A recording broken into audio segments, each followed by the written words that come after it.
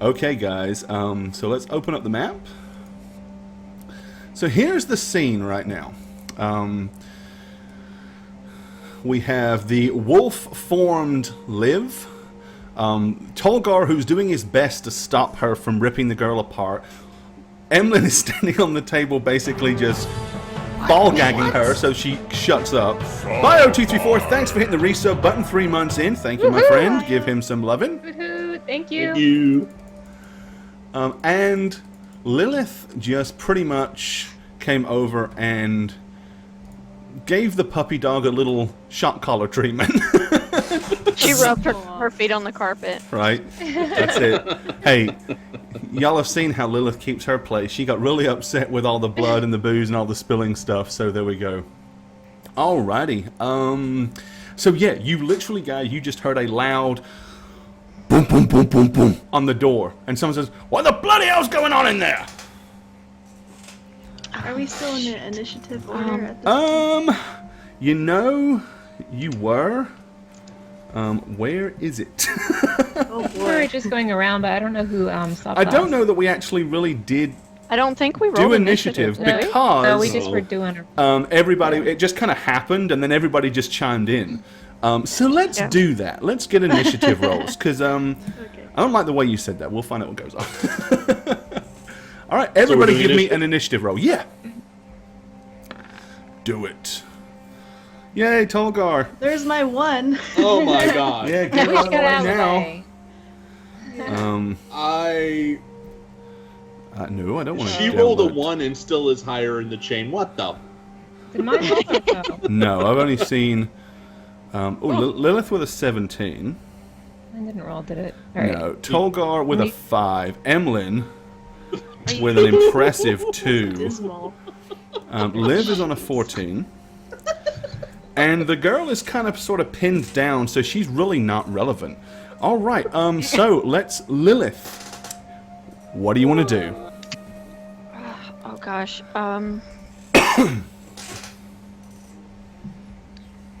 Well, Lilith is going to turn to Tolkar and say, "Slap me!" Do I need to wait till my initiative to respond to that? Yeah. I could, kind of, sort of. I mean, if it's just... But yeah, I mean, it's a I promise slap. it's not random, guys. Probably is. Okay. I mean, you're right. Because- I guess a slap could be considered a bonus action in a way, but it's really an attack, so probably So I not. look at her, I'm in rage mode, and I am frustrated, so I just like, look at her and go, like, slap her right in the mouth. All right. And then turn back to Liv. Yeah, Lilith. She's gonna look back. And her eyes well up with tears, and she runs over to the door and she motions Oh, I see. back at Okay. him. Yeah, I'm okay with that. to be quiet. You could've as she slapped does your this, damn she starts self. unlacing her corset. Oh, okay. So Okay. you're motioning for everyone to be quiet. Okay. All right, Liv the dog. What are you doing? I am, okay, so I am pinning her down currently, correct? Yeah, you're kind of on top of her, like, jaws locked in, and then Emlyn is on top of her with basically a cloth stuffed in her mouth, trying to muffle her previously incredibly loud screams of agony and pain. Okay. I change back into a human and quickly say, I really don't want to have to do this, but I'm afraid it must be done. We're all in danger here, and I'm doing this for us. And I turn into a giant toad. Okay. Okay. Oh, I know what's happening. Move you off. And let's see. I don't. Think about what... Oh, were you gone for that episode? Let's see. He's also enraged, so I don't think it's going to make much difference anyway. I think Yes, most of his so- rationality is out of the way. Okay. There you go. Okay. Tolgar.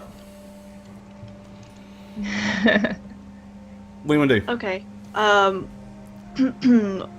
I turn and I hold my axe up and I bring it down. I don't attack. I hold it on top of the toad's back. Yeah? And I say, stop now. or I will rip that toad spine, if they even have spines, right out of you, and you will die. But I say Okay. it kind of quietly, hopefully. Kind of quietly. This is your last warning. Okay. Emlyn. With the dire wolf off of the girl, I want to drag her off the table on the far side, and I guess, for lack of a better word, You just froze, dude. There you go. You're unfrozen. Well, I was worried it was my connection because my Ethernet cable sucked. okay. You guys didn't hear what I said? No, No, what'd you say? we heard you say Okay. something about pulling her off the table, but I want to pull her off the table over here because she's no longer pins, right. and for lack of a better word, mount her to keep the ball gag in her mouth and apply pressure to the wounds that have been ripped into her throat and fleshy area. Okay, so you're gonna maintain keeping her quiet, but you're sitting on her so she can't escape. And All right. also want to try with my other hand to keep the blood from flowing, so I'm on top of her. Okay, alrighty. So the guy continues to beat on the door. Boom, boom, boom, boom. What the hell? Come on, open the door. Lilith. Okay, Lilith is going to open the door ever so slightly, but she doesn't want to open the door so much that he can see into the room, and she's going to squeeze out through that and shut the door behind her. Okay, so you push your way into the hallway. In other words. Yeah. Okay. Almost busting out of her corset. With a big All red right. handprint on the side of her face. Okay, there's a man on the other side. He's basically wearing a well-fitted waistcoat. It's of a fine kind of forest green material. He has well-fitted leather pants. Clearly is clean-shaven, clean-faced. Gives him the appearance that he's not some complete peasant. He has a very gaudy kind of gold bracelet around his left hand. And it looks like from, as I said, his face is clean, but he's got what appears to be a little bit of kind of gravy on the side of his mouth. His left hand also is kind of a little bit dirty with probably some food residue on it. As he's kind of standing there, and then he kind of looks at you and, wipes himself off. I was eating supper and I heard a loud scream, like somebody was being murdered or something. What's going on in there? Oh, Lilith is going to kind of blush sheepishly. I'm sorry, my husband and I, you might have seen us when we came in. We're a little feisty when it comes to, it's just role playing, really. What you heard was me. It gets him excited. Alrighty. He looks at you and he says, "So that was you screaming?" Yes, I'm sorry. I should have thought better of it. It would disturb the rest Are of the you okay, patrons, man? but- Or did he hurt you? I mean, that sounded like you were in serious pain. It didn't hurt at all. In fact, it's kind of nice. Would you like to try it? Alrighty. With that, he kind of goes a bit red in the face. I'm mind. I'm happily married. I'm just a little concerned. That's all. Give me. Well, she's more than invited too. Give me a give me a persuasion check, but I will give you a +4 on that because of the role play. Oh, why'd you roll a 1? Even if she These are rolled. the Well, moments. actually, before you do that, what is your passive? What is your Uh, passive perception? Because if it is, My persuasion is 17. oh holy shit. What the fuck? What? Yeah, well, she's got bonuses to it, and Oh, and that's actually without the +2 from my I don't want that. I'm out. Hang on. Charming voice. Let me pop that out there. Okay. That gives me +2 competence bonus on persuasion checks. All right. You know what? Yeah. Don't roll. It's a good enough role play with you having, with you in the physical state you're in, and with the role play. I'm going to go ahead and say that'll work. I think your passive is so damn high that I can't see that that's not viable in this circumstance. All right. So being very kind of blushing, he says, "Well, there are other people that have to sleep on this floor, So maybe you could just kind of keep the noise down before you really, draw too much attention." Well, of course, I'm not the sort to complain, but if it's too loud and I can't sleep, I may have to say something to the innkeeper, and I'd hate to do that. Of course, but if you can't sleep. Good day, ma'am. And he turns around and walks back down the corridor. Lilith is gonna, and then turn to squeeze back in the door. Alrighty. Okay. Meanwhile, that's probably, there's a few rounds that are going on there because that's a fairly long dialogue. So let's find out what goes on inside the room while this is going on outside. Bearing in mind, everybody in the room could hear this conversation because the walls are not exactly insulated and they're right on the other side of the door. So you can hear the conversation if you want to. Just bear in mind what you would have heard during round 1, 2, 3. You know what I'm saying? Just make sure it kind of fits, obviously, in whatever you're deciding to do. Okay, live the giant toad. What do you want to do? So yeah, Tolgar is basically hovering an axe over top of your head and said whatever he just said. I would ready my action to see what Emlyn's going to do with her. All right. But my ready to action would be to move to here. Okay, and so then, you want to move, so you're going to use your move and then hold your physical action? Oh, it's up to you. But yeah, my ready to action would be whenever he gets ready to do whatever he's doing. Okay. To align myself up with that. All right, Tolgar. What do you want to do? Attack. So the toad moves over there, but doesn't actually attack anything.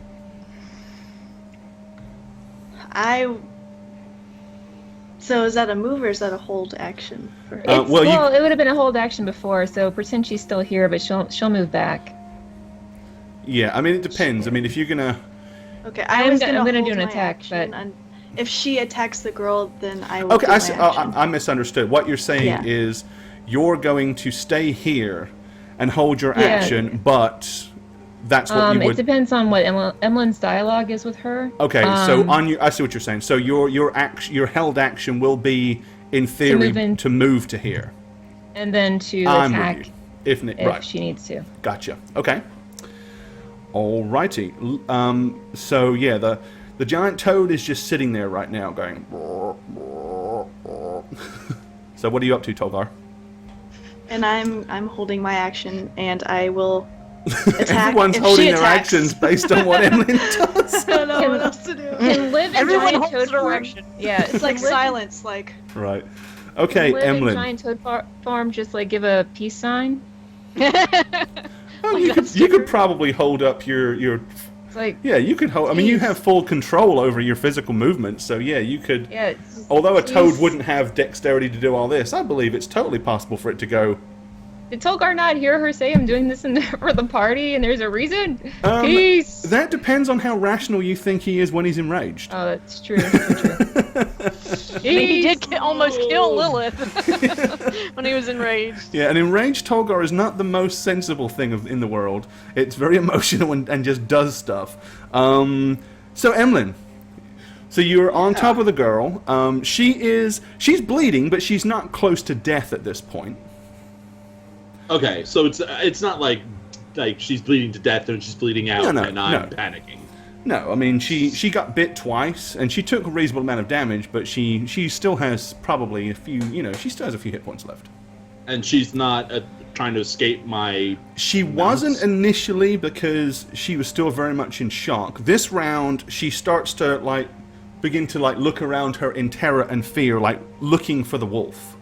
Okay, so I will lean in close. That sounds so fucking creepy to say. I really don't like saying things like this. I'm going to go right to her ears, and I'm going to say, I do not want you to die this day. We will get you healed and fixed up. Stop panicking. I will not let you die. Ribbit. Rivet. And Okay. then I'm gonna look up and I'm gonna look at Liv and I'm gonna say, change back to human form now and heal her, or else.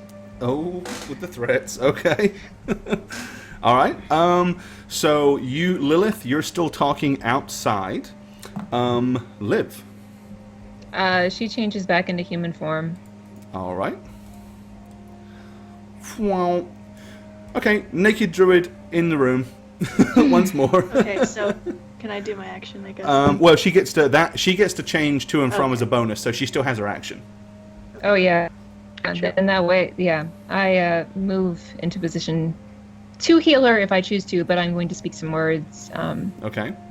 All right. Okay. So she's moved over there. Tolgar. What do you want to do? I drop my axe and just lunge at Liv to not to like attack her, but to just grab her. Oh, you want to try to grapple I her? don't know. She's going into heal, so yeah. Okay. All right. Rage Togar. All right. Go for your grapple roll, Grapple. Okay. which has been particularly bad this last couple of times. Oh, but now I'm doing it as Liv instead of the With a wolf. 14. Okay, so With you've a got a toad. you got a Yeah. 14 to beat. Hey, you didn't roll that well, so it's It doesn't doable. matter. 7. She probably beat Okay. me. All right. So suddenly Tolgar dives across the table, and grabs hold of Liv, and kind of pushes her over to the corner of the room with all the sheer weight and force. So right now you have Liv in a grapple. Okay. Emlyn. Basically want to see what Anna's gonna do, because how she responded to what I said. All right. She is going to attempt to get out from underneath you in a panic.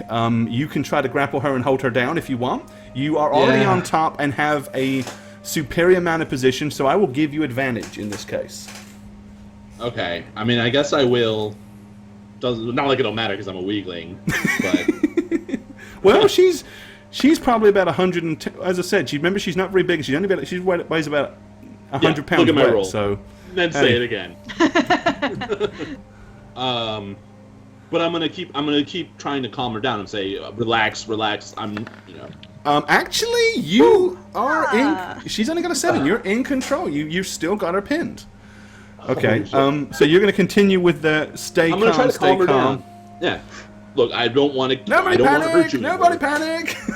panic! I want to actually remove this gag out of your mouth, but I don't want you to scream. But you need to shut the fuck up. That's really what I'm gonna say. Okay. All right. Lilith, you're still outside. Liv.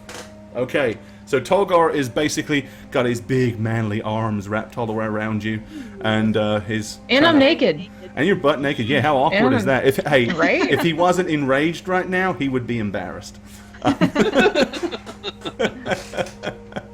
Tolgar, don't you understand? She's going to make us pay twice. It's not just with coin that we pay her, but every question and answer she answers and gets questions for, she's just going to turn us in, and it's not good. We're paying her twice, Tolgar. And she pretty much told us point blank she is going to turn us in at the end of this, as soon as we run out of money. She is not safe. Lilith said that she has contacts in the city. We should utilize her. I guess it's my turn. Okay. Yep. So, what are you doing, Tolgar?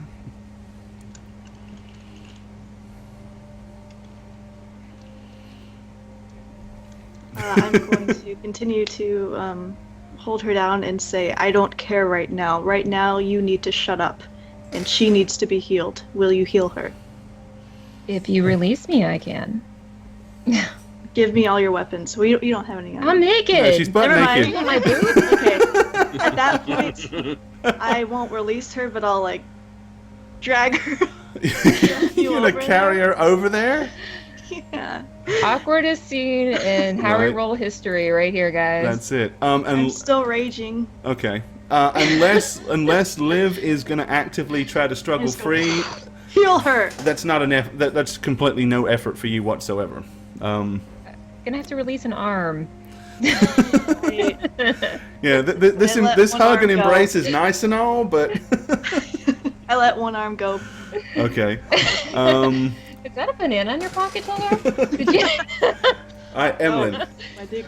So you literally are struggling to keep on top of this girl, kind of like your forearm is over her mouth to keep the ball or to keep the cloth in her mouth so she can't scream. You're struggling to stay on top and hold her in place. So it's kind of like they're jostling backwards and forwards, but he's just heavy enough that she just doesn't have the strength in her prone position to throw him off balance at this point. Clearly, she didn't take any Brazilian jiu-jitsu.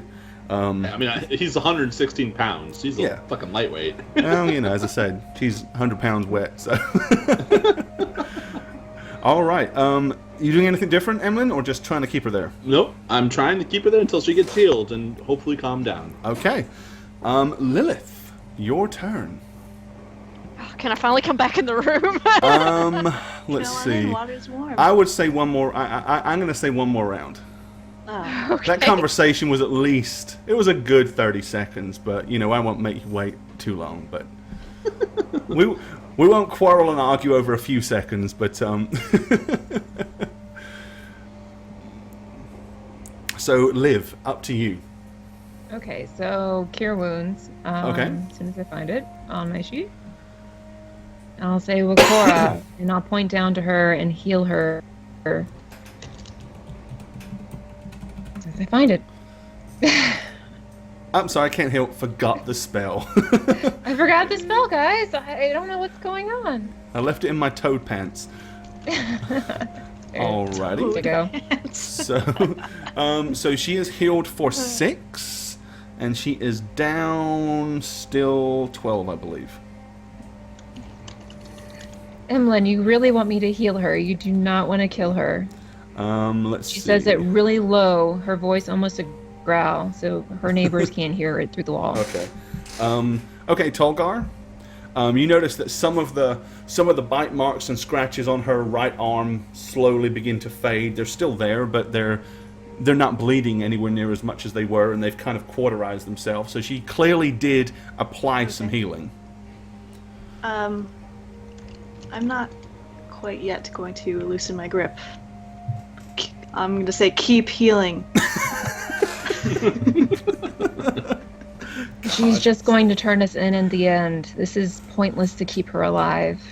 Emlyn. We need information. She says Wakora again. She heals her. Okay, that'll be on your next round, right? Because Okay. you can only cast one of those per turn, yeah. Okay, Emlyn. Is she calming down at all? It's not so much calming down, more as she's just got this look of crazed fear, but she understands she is surrounded, and anything she might try to do now is completely futile. It looks more like a look of desperation, like she's given up fighting. All right, so I'm going to remove the arm that's holding her mouth. I'm going to say the wolf is gone. The wolf is no longer here. You are safe. Okay. Hoping that she doesn't start screaming again, but if she does, he will immediately reapply. But he Okay. wants to remove the gag a little, as much, So you want to pull the cloth out of her mouth? but tentatively. Like if she starts, the second she starts, you just Okay, so you're going to start easing it out, and if she suddenly... you're going to be... pretty much. Okay. Yeah. Alrighty. Okay. So you guys hear the door open, and the scantily clad Lilith comes back into the room. Okay. And Lilith, you see some weird ass shit going on. Yeah, they're all basically all piled up around the girl on the other side. Clearly, they had all the fun while you were out. Liv's naked on Tolgar. He has her bounded. Liv's hand is like outstretched on the other girl. I mean, what is Emlyn's going on top of here? the other girl. Yeah. I who mean, knows? it's just like a party in the corner. Okay. Stick with me on this. Lilith darts across the room Okay. over the table. Are you gonna? Okay, so you literally over the top of the table. Okay. Oh. She's down right behind the girl. She's going to reach forward and attempt to knock her out with one move. Okay. How do you want to Right knock to the her? back of her neck. Okay. What are you gonna do? How are you gonna do it? How you want to knock her out? Let's see. Should I try to garrote? I don't want to kill her. You could choke her unconscious. There's, you know, there, like, could non-lethal happen. I want something that's quick. I don't want to have to sit there and try to choke her for like 3 turns. Right, yeah. Do the Vulcan hold, man. Isn't that a sleep Oh, hold? the Vulcan neck pinch, yeah, because Yeah. You can do a triangle learned hold. that. I don't know what you Figure try to four just leg know how lock. to- It Gamora- try to Gamora? attempt to hit that spot on the back of her neck to just drop her. Well, she's on the ground already. So it's kind of like you can't really get to the back of her head. You're going to be hitting her like on the top or on the forehead because Emmeline's got her pushed down. Okay, well, I'm just gonna sock the shit out of her right in the jaw. And hope it dislocates. Oh. You're so mean, hateful child, absolutely It's a hateful. Okay. Candelabra next to you. Boom! Okay. Alrighty. How do I want to handle this? I mean, she is prone. So you'd get advantage. So you get it, yeah. Right. You get advantage on the hit anyway. I mean, you're not going to need to because she can't move. This is almost like coup de grace rules, but Well, it's coup de grace, but what it is minus. I just did this in my campaign. It's -5 if it's a called attack. Is Right. what it is. yeah. But that's what I'm saying. Is it that doesn't? It's like how could you physically miss a person pinned on the floor, right? She is conscious, and I know that the rules are like a -5. Because She it's didn't a see called it coming shot. either. Well, no, and that's what I'm saying. It's like you're physically. She's pinned on the ground, therefore she can't evade, right? You're aiming at the head, which is what gives you the -5. But technically, with it being the fact that she can't move or can't do anything anyway, she physically can't escape or evade. It would be no different than walking up and socking someone that's currently a whole person. So, I'm gonna say probably. I'm not worried whether you hit her or not. I'm really more thinking about the likelihood of you knocking her unconscious. What are you hitting her with? Well, You're just gonna punch her with your fist? I'm gonna. No, I guess I will. I'll hit her with the candelabra. In the study? With the base of it, not the part that's on fire. Yeah, you get the whole room on fire. Sweet, it happened. Right. The town's gonna burn. Let me see here. I hate doing this. A roll of 1, set her on fire. Crap. Right. Let's see. Pretty sure the flames got snuffed out when we fought on the table. Oh, Probably. well, the candelabra Alright. got knocked over and all that anyway, so, you know, that would be fine. So, let's see. Lilith slips off the chair that she's near, crashes into the chair, accidentally beheads the chick, fades out.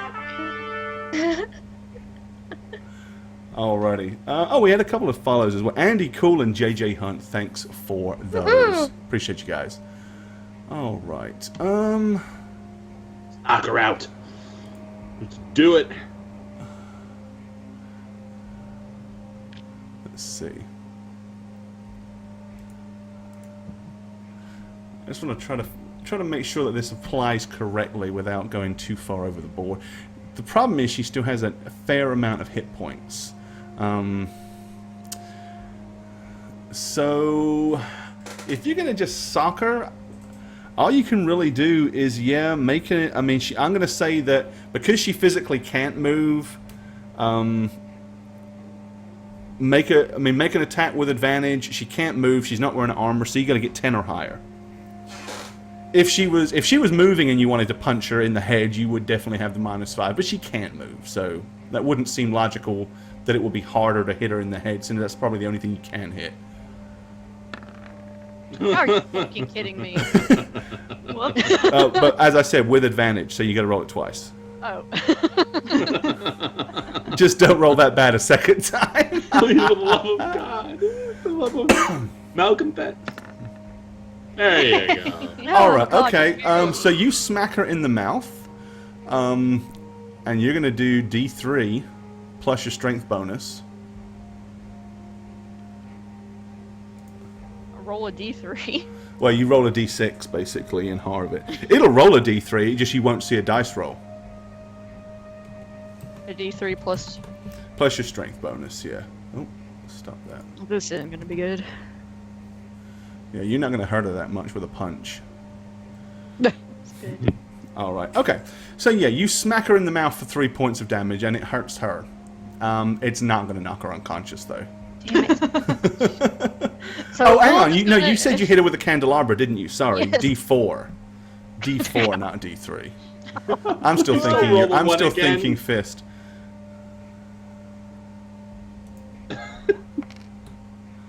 Okay, that's a little better. Okay, so you smack her for 6 points. It splits her lip. She kind of like, ah! But she's still conscious. Lilith is gonna hiss, knock her out. Mixed messages going on here. I Maybe wish we- I could. Tolgar? Well, I think the clear thing is Liv wants to knock her. Oh, Lilith is trying to knock her unconscious without doing significant damage.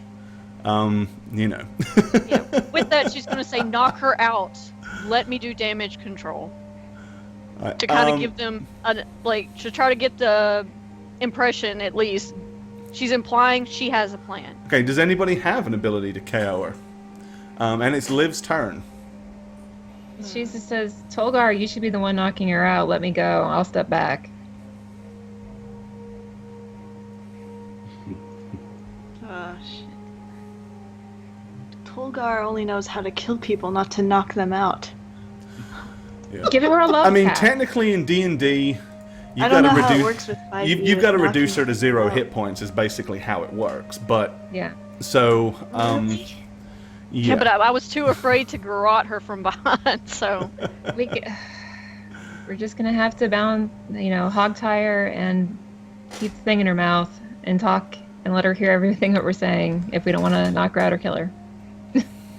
At what Lilith said, I mean, Emily's gonna with just... physical damage, now you could choke her out and make her pass out. You could do that. That doesn't necessarily infer physical damage, but it could make her unconscious. Night Striker, thank you for that kind donation, my friend. Night Striker. So I could do Thank that you. and ignore all the bonuses I get to doing that because I really don't want to kill her by accident. All right. I'm going to go ahead and read that real quick. Even though I haven't been around in a while, y'all are still on my mind every Monday and Thursday. Soon things will Thanks. calm down and I Thanks, will be Night. back. Until then, keep gaming and we'll Oh. catch you on the flip Miss side. you. Appreciate it, dude.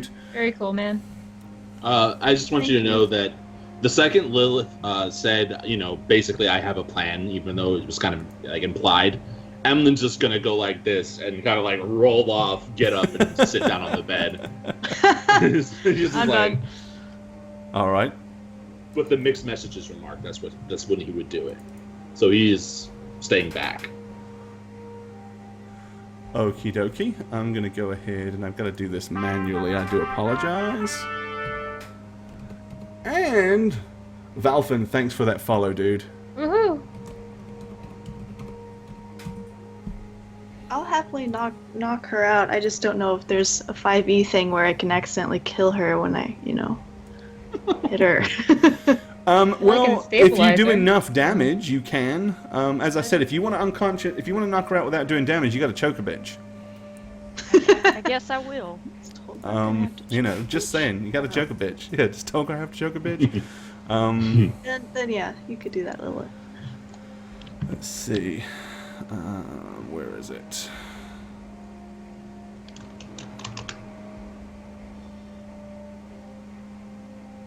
There it is. All right.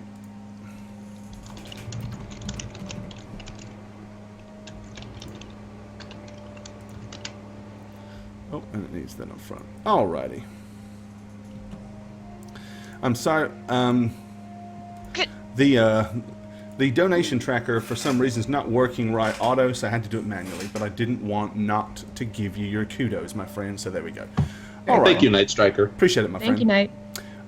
Okay, yes. So, what do you want to do to try to KO her?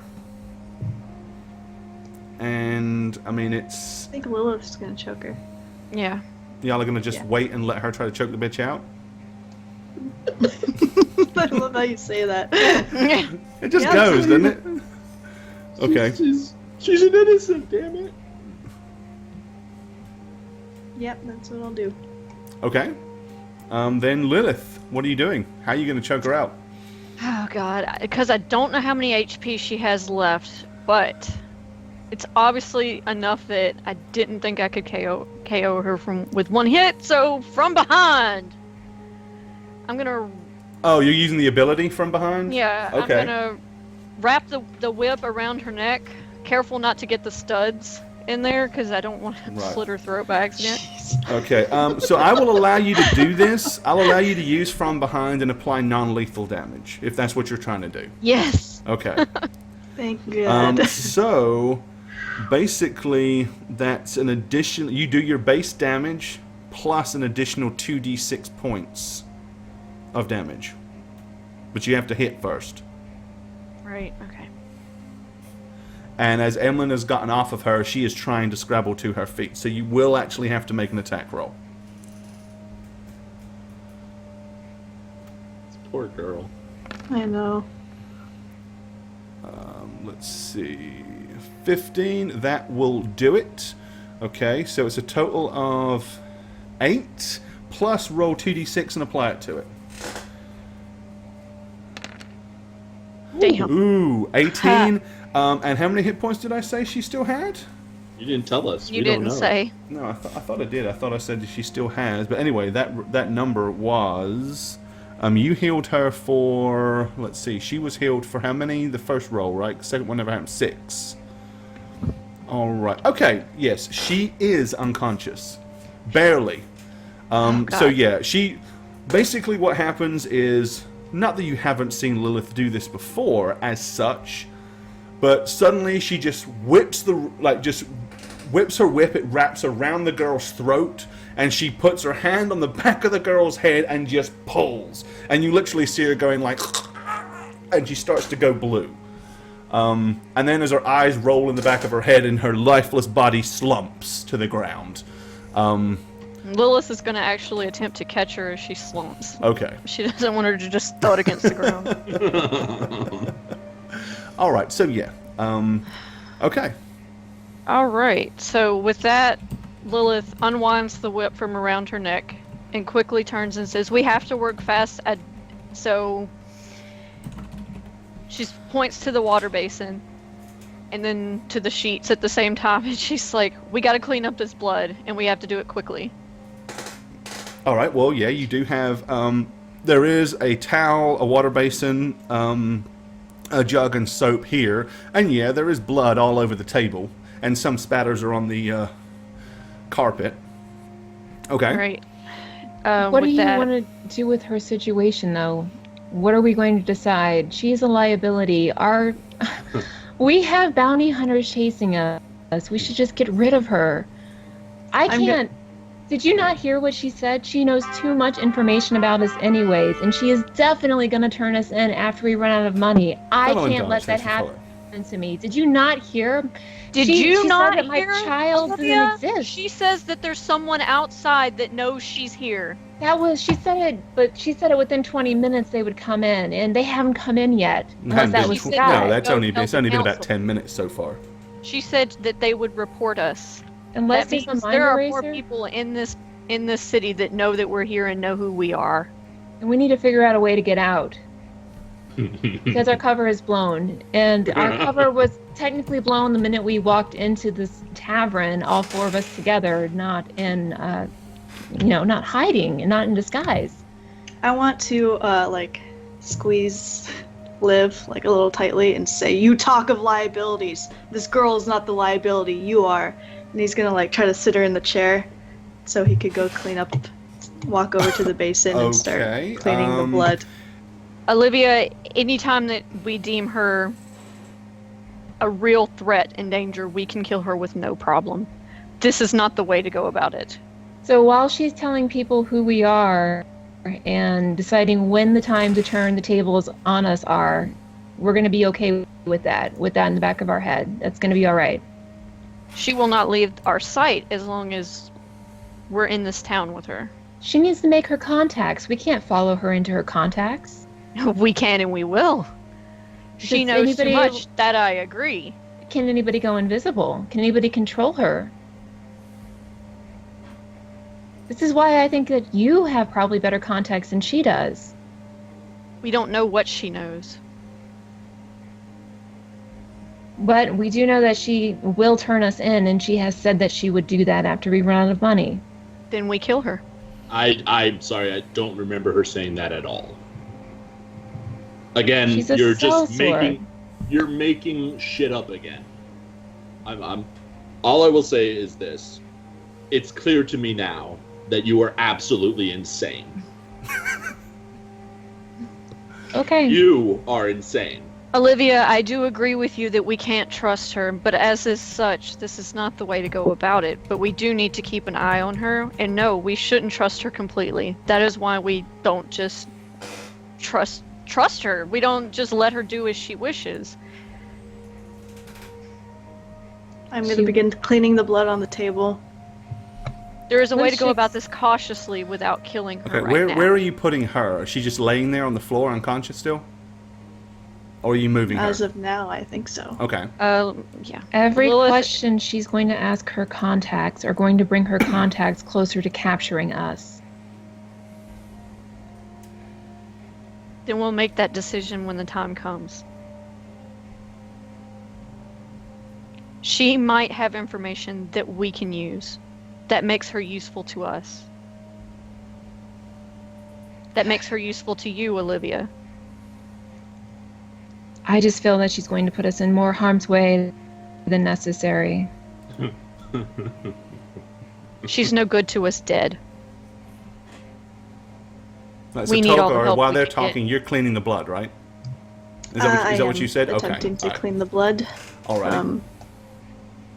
Olivia, we need to heal her wounds. Completely. There can be no trace of the attack. Well, can somebody erase her memory from the last, 15 minutes? I'll take care of that. Then fine, we'll heal her. But I really think we're making a mistake. Out of everything I've seen you guys do, I can't believe that you would just let this liability walk free. In all due respect, Olivia, we let you walk free. Ouch! In the ruins. With the Yes. were-tiger. Bounty hunters. Demonic possession book, but nobody cares, right? I didn't It hasn't jeopardize put us the in party. danger yet. Yet? We want to lay low. Anytime. You say I want to lay low. You intentionally lay low, and then you try to murder a woman in a crowded inn when people know we are here. I was We've thinking all that you made guys would take mistakes, it. Olivia. I was thinking that you guys would take her out quietly with me. I I was thought committing to this attack, this death, This because was not quietly. it would have been quiet if we could have just cooperated with each other and got the upper hand. One of the You things is didn't that tell us you were we- about to attack this What am I girl. supposed What to were you say? thinking? You saw me Liv? change into a wolf. What was it to say? Attack now? We Fellow need in to- Dodge, Conrorev, and Ace and Olivia, Bunny. Thanks for the follows. If it's true that we need to dispose of her, we will do it at a better time. This was not a good time, especially when she could be of use to us.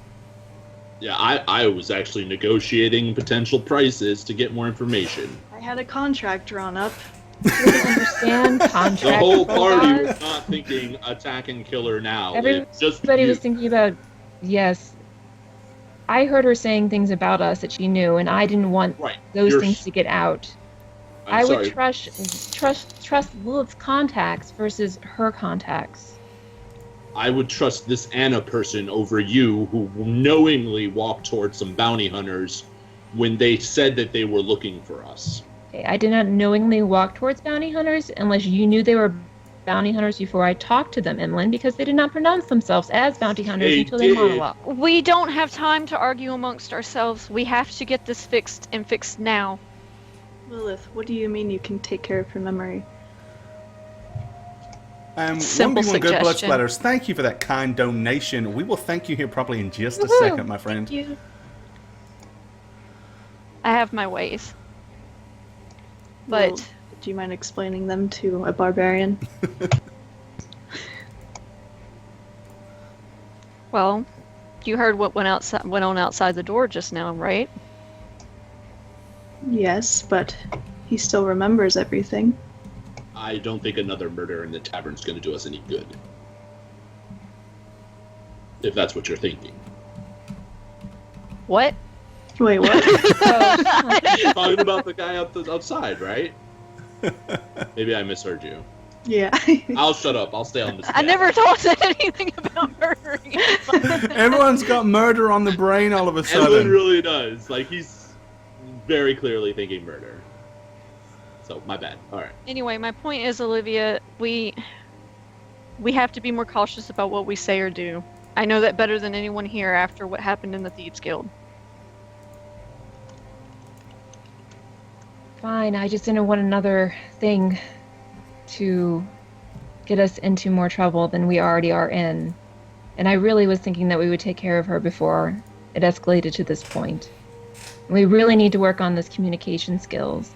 As far as if one person attacks, everybody needs to trust that that person has the right thing in mind. But you have yet to show us any moment where that has come true.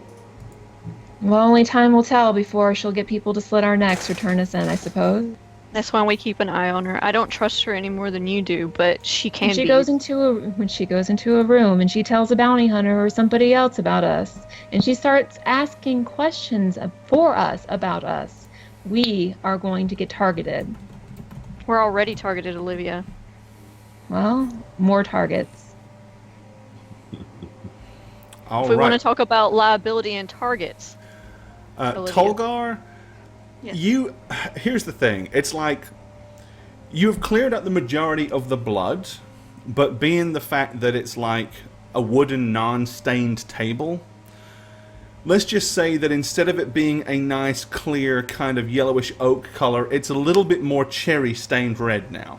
But it's even. I stain the rest of the table. So there's nothing that's clearly obviously blood.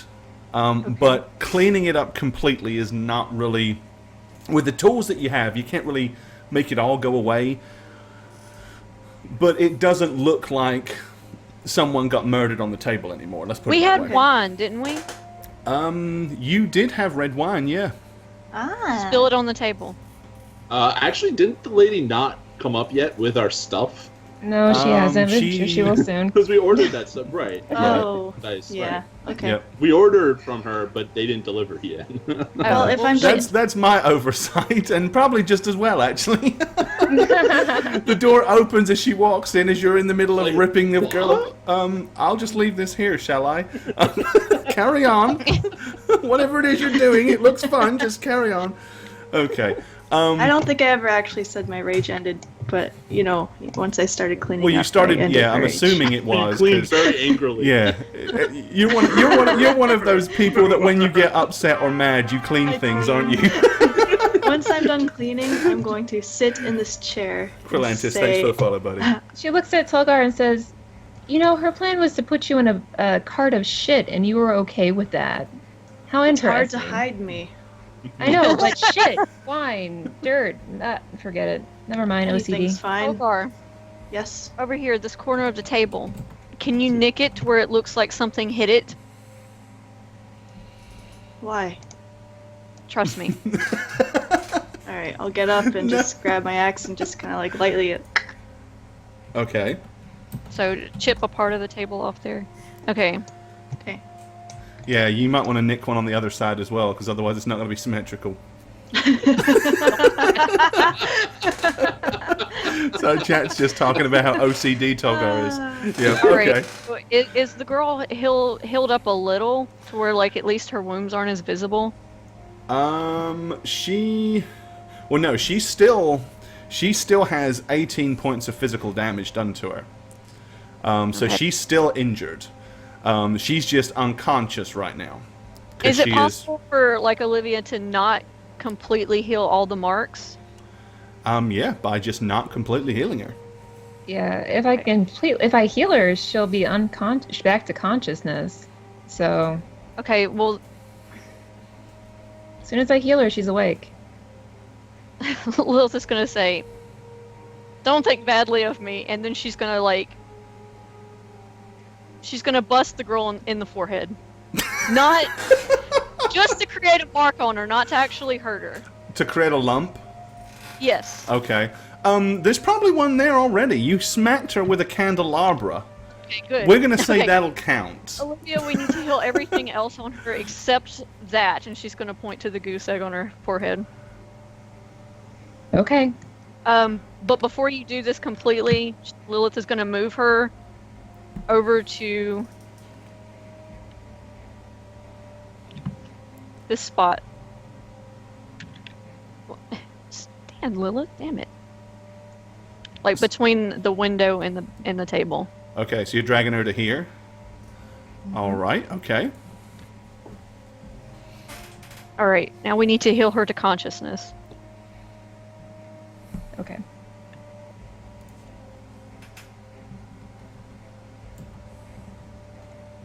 Wakora.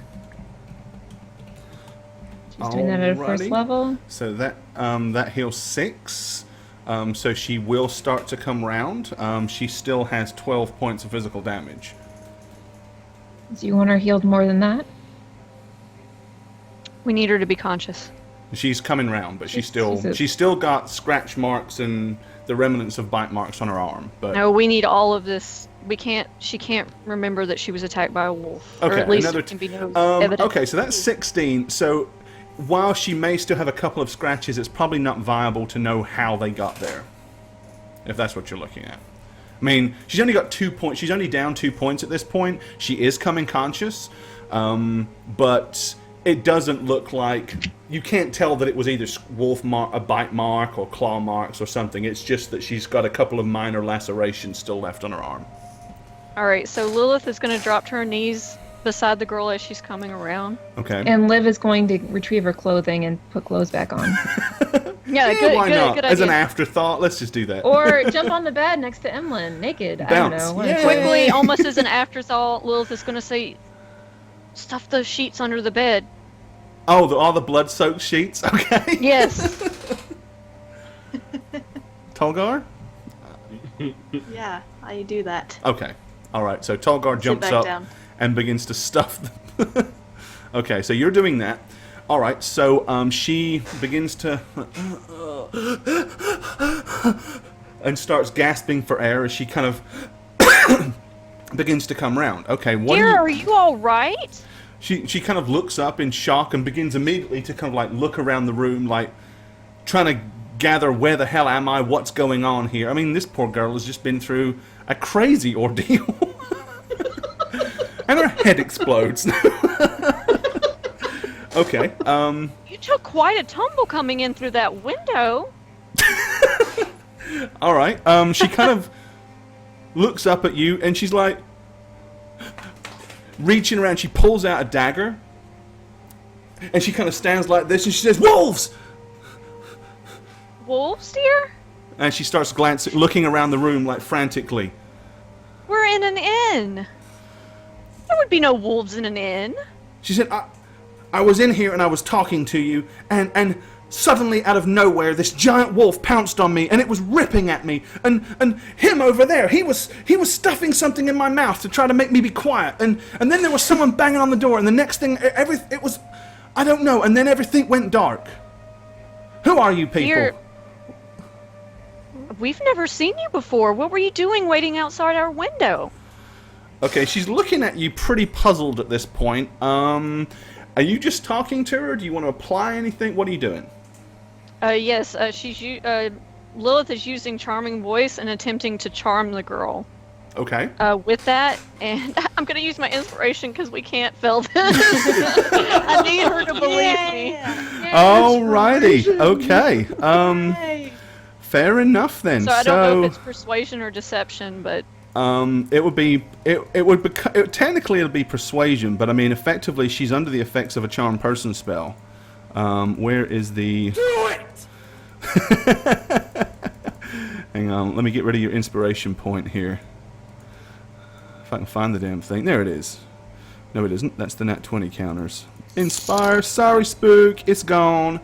And we have another kind donation. And we will thank you properly here in just a moment. Parking seals. Appreciate you, man. All right. Thanks, man. Okay. And you're using so you're going to use your inspiration to pull this off.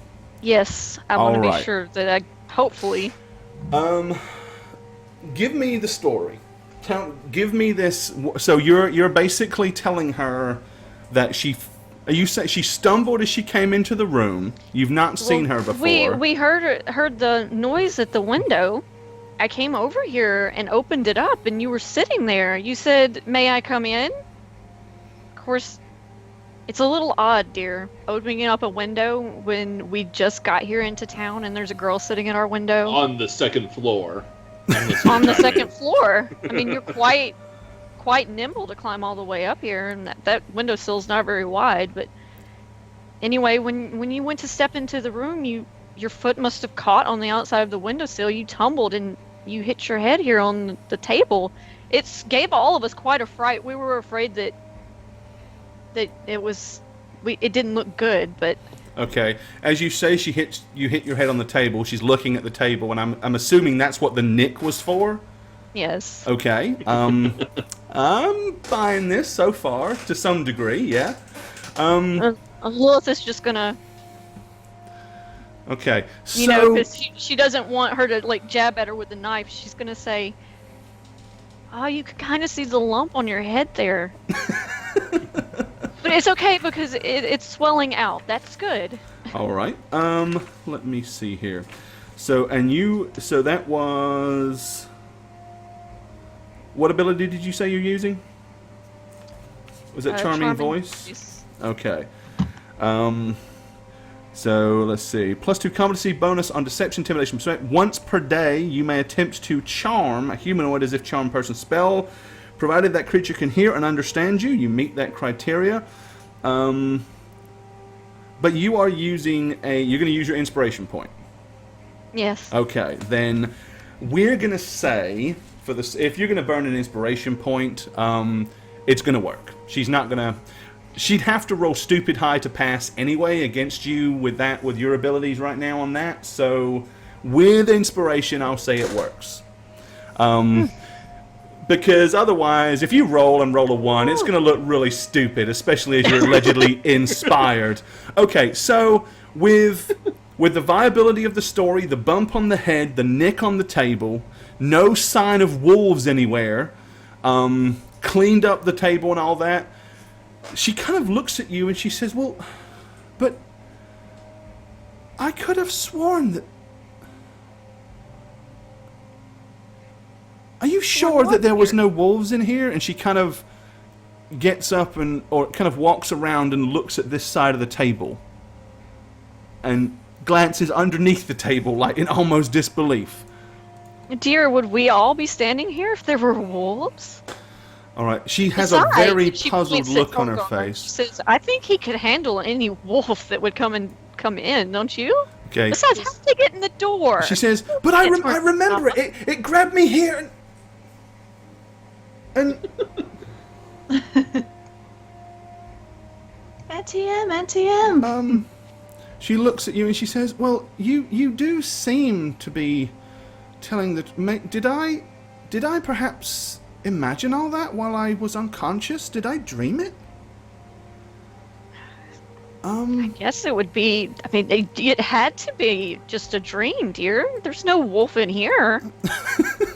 I casually take a bite out of an We apple. would never let a wolf just come in and attack you. We don't even know you. All right. Okay. Well, she now looks very, very concerned and very confused. She says, "Well, Maybe you should sit." maybe." And then she sort of stops for a moment. She went, "Well, I was there for a reason. Yeah.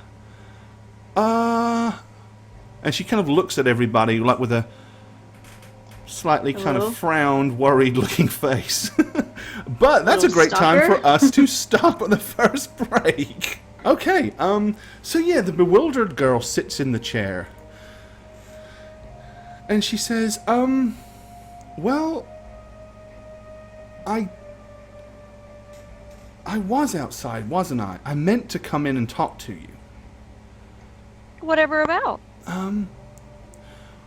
Well, you see, now, diddle-diddling, diddle-diddling, diddle-diddling, diddle-diddling. We'll just go back to the beginning of the conversation this last show and we'll just replay it. And you're going to do all exactly the same thing. And we're going to scream Groundhog Day really loudly and do it again next week. Bill. Tap the alarm clock. Right. Yeah. Groundhog Day! Okay, she says, well, It's Tuesday again. I was downstairs in the tavern, and I noticed you all kind of come in together, and then I noticed you all rather suspiciously split up, and I kind of sort of thought I'd recognized you from somewhere. I wasn't entirely sure where, but you see, I make a living knowing things, and if my assumptions were correct, which after I kind of listened to your conversation out on the window ledge, I think they are, you're not the sort of people that, well, are, generally well thought of in a place like this.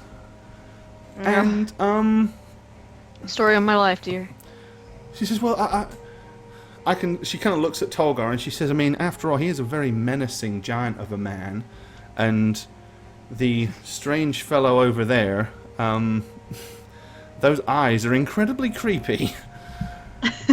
And then she says, they were my Thank you. No, I guess his eyes are creepy. I usually don't get that far.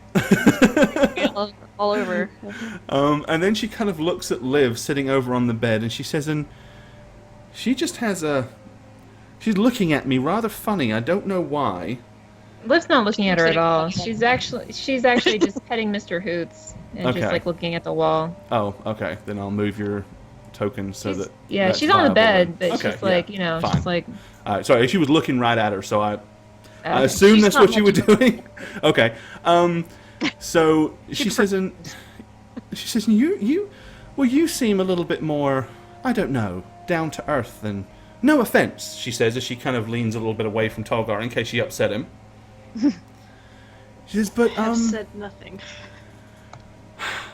the thing is, I'm not entirely sure everything that I did hear I really heard, because I'm not entirely sure of anything right now. I could have sworn that there was a giant wolf in here. You did hit your head awfully hard. Right, and so now I'm questioning what I actually overheard. Did I hear what I thought I heard? Wait, We don't know what you heard, dear. You came in to see us from a window and hurt yourself rather unfortunately. Do you think we are dangerous? You definitely have that air about you, yes. And So- as I said, from what I'm thinking I understand, that's kind of sort of why I came in here. And you would just do that? You would just enter a room full of dangerous people alone with a dagger? Well, no, you see, I'm not that stupid, but I do tend to specifically work with somewhat dangerous people. It is my line of work. So do you have any contingency plan? I mean, nothing's going to happen, clearly. But is there someone outside waiting for you, perhaps? You could say that. Well, I say this because you were knocked out for quite a while. Perhaps you should let them know that you are in fact okay. You gave us quite a scare. We were afraid you might not wake up. And she says, 1 second then. And she kind of gets up and moves over to the window ledge.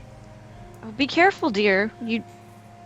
She kind of Just- reaches I want into you to her move too she fast. reaches into her tunic. And she kind of glances around like she's looking for. Now, did you guys relight the candelabra and put it back on the table, or? Okay.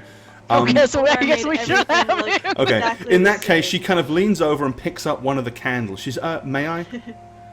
And she takes the candle over to the window, holds up a small, like little small mirror, and holds the candle next to it to catch its light. And she's like flashing it 3 times. She's like 1, 2, 3, and then she stops. Lilith is gonna grin at this and think, Then she How kind did of I not know puts this it- girl from before? She puts it back in her tunic, and she brings over the candle and puts it back. She says, "We'll be safe for a little while longer." Liv moves over in range so she can pocket port Hoots outside, Okay. but she tries to do it as discreetly as possible. Right.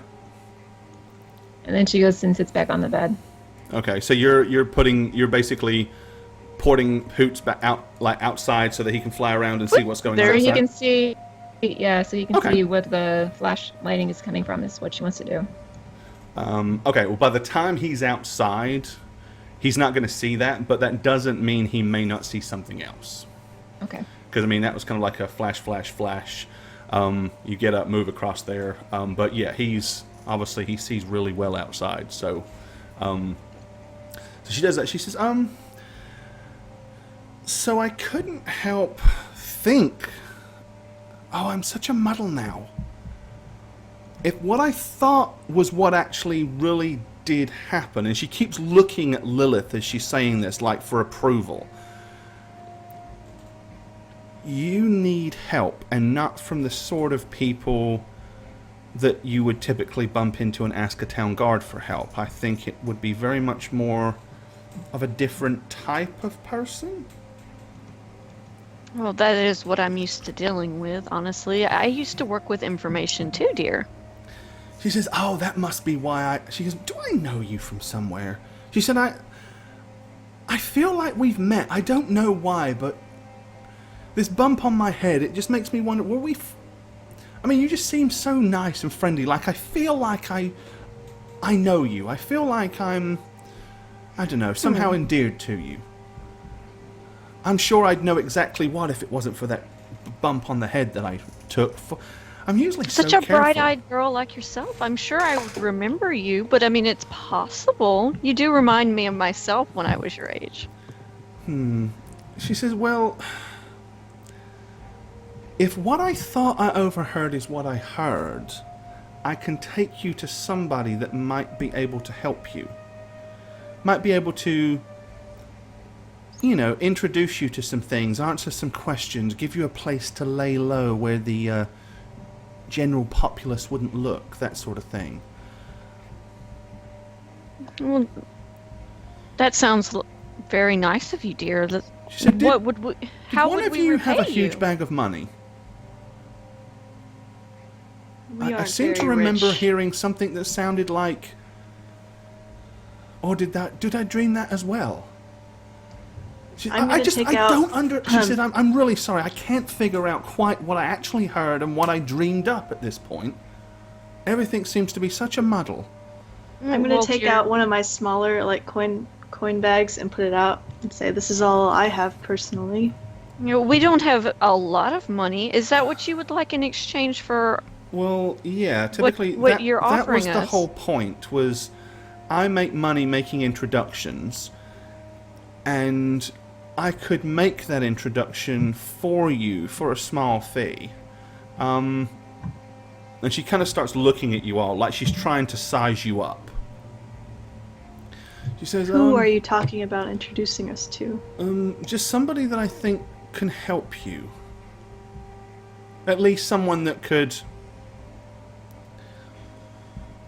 assist you with your particular problems, if indeed those were really the problems that you had.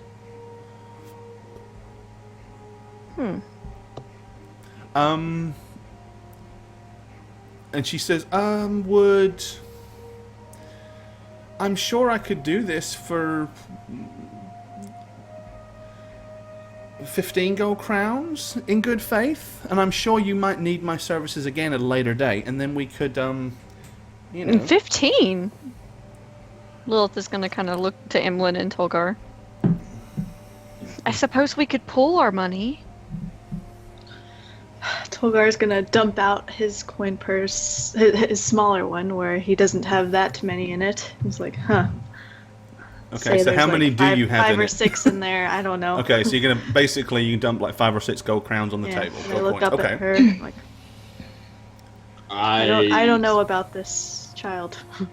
Lilith is going to dig around. all the gold that I have, which is not much. Emlyn's going to emphasize, has to go for some items, remember, that need investigation. Alright. So Lilith is gonna dig around in her sling bag and pull out like 7 gold and like a couple of silver, and she's gonna slide that over there. She's like, well, this is all I have, minus a few coins for food and the like. Okay, so how much have you got on the table so far? So I put forth like 7 gold and Okay, and he's like got 5 so there's silver. like 13, 13 gold and 5 silver down. Emily's being a cheapskate and refusing to put anything down. Is that right? Liv gets up and she puts coin on the table and says, I'm going outside. I'm waiting for you, Emlyn, whenever you're ready to go shopping. And she puts her hood up over her head. Okay. Yeah, because, I mean, outside, it's... trying to think. When did you get in here? It was late afternoon, wasn't it? So it's still... It's not dark outside yet. Okay. All right. So, Liv, you're going to... So is that what you're going to do? You're going to go downstairs and outside? Yeah, so she slams the gold piece down and she says, I'll wait on you, Emlyn. And she goes downstairs, her hood over her All hair right. as much as she can. Actually, can she put like a bandana around her head and the hood? Like Sure. a piece of fabric? Yeah, She's there's gonna do sheets, that. there's pillowcase, there's plenty of fabric, no problem at all. Yeah, she's going to do that. Be careful, Vivian. Proud Native Son and Grand Trini, thank you for the follows. Oh, also, and Krillantis, I think I missed you. I might have been on break, but thank you as well, my friend. Okay, so you exit the room. All right. Is that what you're doing? Just going to go down and outside and wait on Emlyn, or you want to do other stuff? Nope, that's it. Okay, all right. And then Okay. just concentrate on Hoots. All right. So you're going downstairs. Once you get down there, you're kind of like focusing in on him. That makes perfect sense. What the what? Al Collective, 8 months. Thanks for hitting the resub button, my friend. Woohoo! Give Al that Collective. man Hey, thank you. some love. Hype and rollies for you. Very much appreciated. 8 months, 1 month more, and you have your Howreroll baby. You lucky man. Don't get to watch live very often, but have had hours of entertainment watching the replays. Thank you, was Awesome. his note. Appreciate it, dude. Aw, thank you, man. Alrighty. See, it is worth putting on YouTube, Jane. All that work you do, it's worth it. Alright, so she kind of looks and she says, that's close enough. So if you're interested, I think we could use a little help. Where do you suggest we lay low at? You know a place? well, let's start with the introduction and take it from there. You're going to have to negotiate everything else with them, I'm afraid. I am a very large man. I need a way to hide myself. Oh, we need to come up with a way to get you... very I have an interesting. idea. Okay. Do you perhaps have a cart of hay or something of the like? I noticed you didn't go for the shit comment. A cart of Well, hay. if we're redoing all of this, hay. Well, she says, it wouldn't be a terrible idea to hide you in a cart. Of course, it would have to be something that would be typically seen moving through Cheapsides. Well, there is the animal market there, and right just to the north of Cheapsides, That's I fine, suppose. that's fine. I'm used to it. We'd have to get some hay and a cart, of course. Can you acquire that without us going out there? I could acquire that for you. Of course, it's going to cost. There's the hay, the cart. Why Is don't there a rental? why don't we get our stuff together, and we go with her to acquire said stuff? Wouldn't that kind of defeat the purpose, though, if he wants to not be seen, being such an obvious sight and all? Well, this is just to get in and out of Cheapsides, correct? I don't know, is it? I mean, how low do you think you need to lay, big fella? Well, most people look at me whenever I walk anywhere in this city. So this really, is true. You're not exactly the most forgettable person I've ever seen. Mind I'd you, like to neither be are in the you with cart. your weird horns and eyes. But that's a lot easier to hide, I understand. A simple hood would cover that. perhaps you can take Lilith here with you to go grab the cart, and me and Emlyn can wait. I was thinking. If you like, that sounds perfectly reasonable to me. We can go get the cart and wait for you round back, and you can sneak out and we'll hide you under the hay. And the only question is, I'm not entirely sure who's going to push this handcart. You look like you weigh a ton. We do have a horse in the stable. We can just attach it to the cart. Oh dear me, I'm not thinking about an entire cart. No one in Cheapsides owns a cart. No, I'm thinking about a hand cart that you pull behind. Oh, shit. That might even be a better idea. Shit. That's much more viable that would be seen going through Cheapsides. I wonder why... I don't know why I didn't think of that before. Fine. We just need to know you're not going to give us up or try to kill us. She says, I don't think I could kill you if I wanted to. Of course not, but you might And try. And I for feel a bad mere for you if you do. 15 gold, I'd have to be pretty stupid or suicidal to try to sell you out for such a small amount of money. A small amount of money. Well, How you much only is it? gave me 15 gold. If that's all I'm going to get out of this, it would be kind of stupid of me to take only 15 gold and then sell you down the river and risk my life for 15 gold. We'll just know if you do try to sell us out. Oh, I We'll be know, you'll watching. kill me. I'm sure I've heard the course. line many, many need to say it to times. you. I'm still alive. Lilith, why don't you go with what's your name again? Anna. Anna, why don't- Lockhart, I go by. I would have loved to fuck up this whole situation and say, thanks, Anna, without... How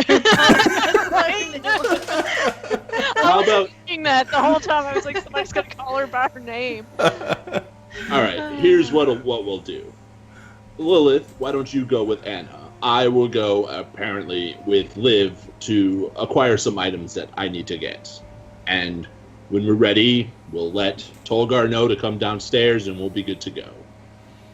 I She see says, nothing. sounds feasible to me. All right. She says, well, shall we go then? Do you mind if we go down the stairs? Only I don't trust myself with that window. Oh, I don't think it's a good idea for you to go through the window either. All right, she gets up and politely pushes the chair back underneath and says, yes, well, we'll be back soon once we've got the cart then. And she makes her way to the door. Good luck. Okay, meanwhile, outside, so Liv, go ahead and give me a perception check for Mr. Hoots, which I do believe he has advantage on.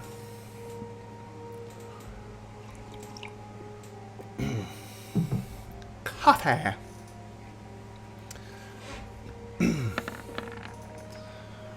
Oh, yes. Okay. Well, he has no problem. So, as he is kind of, fluttering around and you're focusing on his eyesight, looking, you kind of see a pair of individuals that were positioned across the street down the side alley between, directly in line where the window was.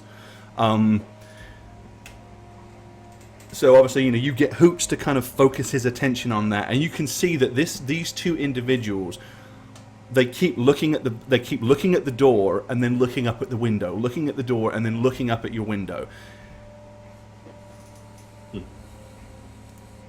And I will take you outside so you can see exactly what we're talking about. You're muted, Amanda. I tell Hoots to memorize their faces as well as, do I see any objects on them? Any objects? Anything that makes them stand out, anything different. Right, so first of all, let me show you where you are. So your window was here, and they are here, okay? Down on this side alley. You see that okay? Okay, so that little gap right there is where they're hiding, watching the window. One of them is pretty plain looking. The other one, however, he does seem to have, hanging from his left belt, he seems to have, a pair of really, really nice, shiny, small axes, probably each one no bigger than about a foot long. almost like a pair of perfectly balanced throwing axes. That's pretty not the sort of thing you see everybody carry. Okay. He also has he has a cap on. The cap, it's kind of, for want of a better word, it's kind of the classic Robin Hood hat. You know what I mean? Like, comes to the point, has the little feather on the side, except instead of being green, it's actually kind of like dirt brown color. So if you're thinking what I'm thinking you're thinking, either one of those might be a viable option. Got it. Yeah. In the memory bank. Okay. So, And she just lets Hoots keep an eye on him, and she just kind of stands as far back into the shadows as she possibly can while waiting on Emlyn. Okay. Emlyn and Tolgar. So the two ladies have left the room. Unless Lilith wants to do anything different, Anna is going straight downstairs, straight out the door, and into the street. Nope, Lilith is following. All right. So Liv, the first people that come out is Lilith and Anna. Now, is Emlyn waiting around any, or is he pretty much coming straight out? The only reason I'm asking that is I know you deliberately delayed how you guys went up the stairs, so I'm not assuming you all want to come down together, is what I'm saying. Yeah, he will stay behind for a minute, and in that minute, he's going to say to Tolgar, I would open that door, that window. When you see Mr. Hoots, you'll know to come down. Sound good, Tolgar? I nod without speaking. And then Emlyn's going to leave. Okay. He's going to go downstairs. All right. So yeah, he's only 60 seconds or so behind the ladies, and he comes out. All right. So where's the game plan? So the girl is going to take Lilith down the street, and you are pretty much following the arrow. You are going this way, and that's going to take you a little while. Where does Liv? Didn't see an arrow. Yeah, I didn't see an arrow there. Oh, you can't see. You can't see the mouse pointer. No. Okay, in that case, then sod that. Let's just show you this way. Goes basically. Hang on. Stop. All right, down here. There we go. And following in this direction. Okay. So Emlyn and you're going to be a while, and really there's nothing fun about going and acquiring a handcart full of hay, so we're just going to get that taken care of, and it'll just take a little while. What does Liv and Emlyn wish to get up to out in the city streets of Corthan? And let me go ahead, and seeing as you're now not in the weird tense moment, let's put you in the streets. Alright. Okay. It's late afternoon, early evening. It's still an incredibly busy and active environment. So there's still people walking around, bumping into each other. The place is just... it's packed. Emlyn, how well do you know this area to find what you need to find? Honestly, my stay was pretty much confined to the north of here. I didn't really get a lot of time in this district. But you need to go to the magic shop. Magic shop. I'm not going to where Parthen DeWint is, because that's the only magic shop I think that exists. I'm looking... we need a focus. I need a couple items of the quasi-expensive kinds. Do I know DeWitt, Gore? Does Liv know? Absolutely. You lived here for 2 or 3 years. You would absolutely know who Parthen DeWint was, especially because he does favors for council members as well as everybody else. He lives in a rather flamboyant red building in the northern rich part of town, not far from the council chambers themselves. He is a retired practitioner of the magical art that has taken to selling his services blatantly for hire. He casts spells for people for money. He is known to create minor magical items and stuff like that for cash. He's generally a mercenary mage. Nothing. He does nothing without a price, but he can do a lot of things for a price. Okay. We need to find a jewel torn or a glass eye, one of those two items, or both. Glass eye, just. But they have to be on the expensive side. A jeweled horn or a glass eye? Yes. Well, let's see.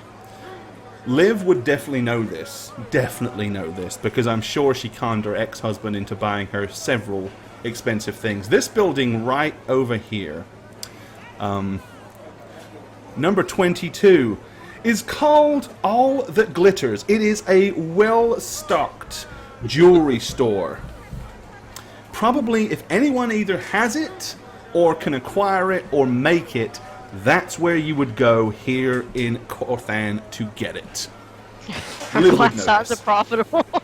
There is a place that is called All That Glitters, and Roberto used to buy me items there. It was more to dress me up so I can go out in public than anything else. Where is it? So, let's go. Had a glass eye once, I got better. So can I do a perception check while I'm walking? Sure. Which way do you want to go to get there? I mean, the quickest route would be down to the south road and follow it around this way, but of course you could always go up and down. It's your choice, really. Okay. So And what do you want to be do I perceptive know about for? this as far as anybody watching us? Okay,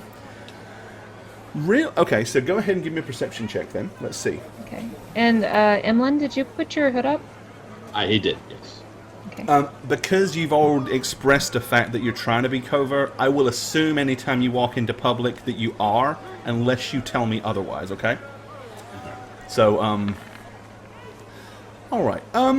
Okay, so you kind of keep your eye... You get momentary glances and stuff like that, but nobody seems to be eyeballing you specifically. No one's, like, staring at you or glaring at you guys. And the two guys that were with the mirrors, they're not behind us. Nope, they've in fact moved on. Basically Hoots could tell you that once they started going to the south behind the building, so they were kind of going this way down here behind these buildings, and then once Anna and Lilith turned this corner, they pretty much started going, so they're following Anna and Lilith is what they're doing. Okay. All right. So do we want to go the opposite way? No, because this is the metalworking shop I would know about, right? Or is it? Number 14, 22? that would be... Here, I'm going to tell you here.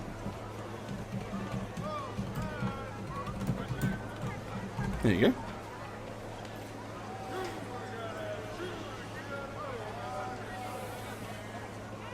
Okay. Let's go that way. So we're going to go... Oops. We're going north So instead. you want to head up We're gonna northwards? go north because they're going the opposite direction, correct? Okay. Yeah. All right. So as you head northwards, across the street, this building here, there's a lavish sign that's hanging down, swinging slightly in the wind, that has got a huge, big bunch of grapes on it. And then there's a few drips coming down into what appears to be a goblet. The sign on the door says Wines and Vines. You continue past that. Next to it on the right, number 12, is called Meat Galore. It might be a butcher's. It might not. Just saying. Might be another brothel. Who knows what it could be. Owned by dudes. Right, the building next to that is plainly named the Corthan Smithy. That's number 5. And you guys eventually arrive up here at the Wonder what they do crossroads, or at the T-junction, directly in front of Wicks and Sticks, which is a fine purveyor of lanterns, torches, and all that paraphernalia. Scented candles. another guy brought that stupid crap, you know. All right, so you go down past Gillian's Livestock, which you've already been to, past Freida's Fruit and Veg here, bringing you to this crossroads here. You're going to continue in that direction? Yep. All right, I'm past following Liz. Flame and Steel, this building here, which is a very well-known armory. Keep on going across here. You head down between Iron's Furniture, which is this building right here. And across the street from Iron's is Wilhelmina's Supply Store. Bringing you to the end of the street right here. Across directly in front of you is Take Flight, Take Flight, and I don't know if you want to say any of this, but Take Flight is run by a famed elven archer, an elven bowman, who is known to make the best commercially available longbows, composite bows, arrows, and all that. I in remember all Racing going in there. of Yeah, didn't we all- insult him during this campaign? Racer did, yeah. Racer Yeah. pissed him off. Yeah, I remember She, that. in fact, she got offended whenever he wouldn't buy some cheap-ass goblin bows from her. He was like, no, I can't sell that shit. Did Radabin also knock over a stand or I something? can't remember. But anyway, but yeah, he is renowned. He's the only. It's like if you want to go somewhere to purchase the top quality of anything like that, short of getting gifted some magical elven bow, that's where you would go. He is also known to be incredibly pricey. Passing him, number 21, Satchmo's paints. Yay! Basically, Satchmo's paint pots and portraits. Finally, continuing down on your left, past Challen's Equine Sales, right here. He is a horse salesman, hence the horse pen right there. And finally, at your destination, All That Glitters, the jewelry store. And Liv says, after you. All right. Okay, you open the door. Ding-a-ding-ding, you hear a little bell ring. There are glass counters laid up all in front of you. It is an incredibly plain and simple looking place. Perfectly polished wooden floors, beautiful lighting hanging from candelabras. A fellow who is probably in his 50s kind of looks over one kind of small half monocle at you, and he almost kind of squints with his eyes, and he says, "Ah, yes, As welcome opposed- to All That Glitters." Hello. He looks at you now. This guy would probably recognize you, Liv. So are you going in, or are you making any kind of actions or whatever? It's reasonable to assume that this guy would okay. remember you because you would have been in here a few times. So I'll stay outside. Probably and beat let the them shit stay out of your outside. husband over the wedding ring for a start. Probably. And try to hide back into, like, a corner and just kind of, like, pick at her nails. Okay, all right. So he looks at you and he says, Dominic Stalwart, fine purveyor of the best jewellery that you will find here in Corfan. Buying something for the lady, are we, sir? Yes, sir? Actually, yes, she's very particular about what she wants, and I'm very hopeful that you have it, so I can. Oh, well, you couldn't have please her come to little a better crazy place, hearts. sir. No, sir. No better place than here. I am looking for a jeweled horn and a glass eye. Strange, I know, but like I said, my wife is quite crazy. The sort of things that people choose to encrust these days would blow your mind. What you would want an encrusted jeweled horn for doesn't matter to me. Quite simply, it is just my pleasure to provide. A glass eye is not a problem at all. Does she, the lady, have the missing appendage? Is it for? Yes, she's quite shy about it, which is why she hasn't entered the store. Well, we make them in all Wolf attacked different outside. sizes, of course. I'd want to make sure we. And he kind of reaches under the counter and pulls out a really weird-looking little contraption. It's got all of these little circles on it. It almost looks like some kind of ring sizer, except they're solid, and they have a little bulb on the end of them. Okay. He says, if you'd like Liv- to bring the lady over, I can measure the socket to make sure that we fit her correctly. Liv moves her bandana that she put around her head down on one eye. Okay. And she's like, just come out here, hubby, and you can measure my eye. I don't really want to see people today. I'm sorry. Understandable, my dear. I didn't mean to. I didn't realize she was so recently lost it. Has she? Hasn't come to What? terms with it fully, has she? You have no idea. This Oh, happened not a week can't ago. really Well, see I do understand. Well, let me just show you. And he kind of holds them up. He says, well, this is all you do. He said, is that very gently, of course, press each one up against the socket, and when you cannot move it left and right or up and down, that's probably the correct fit.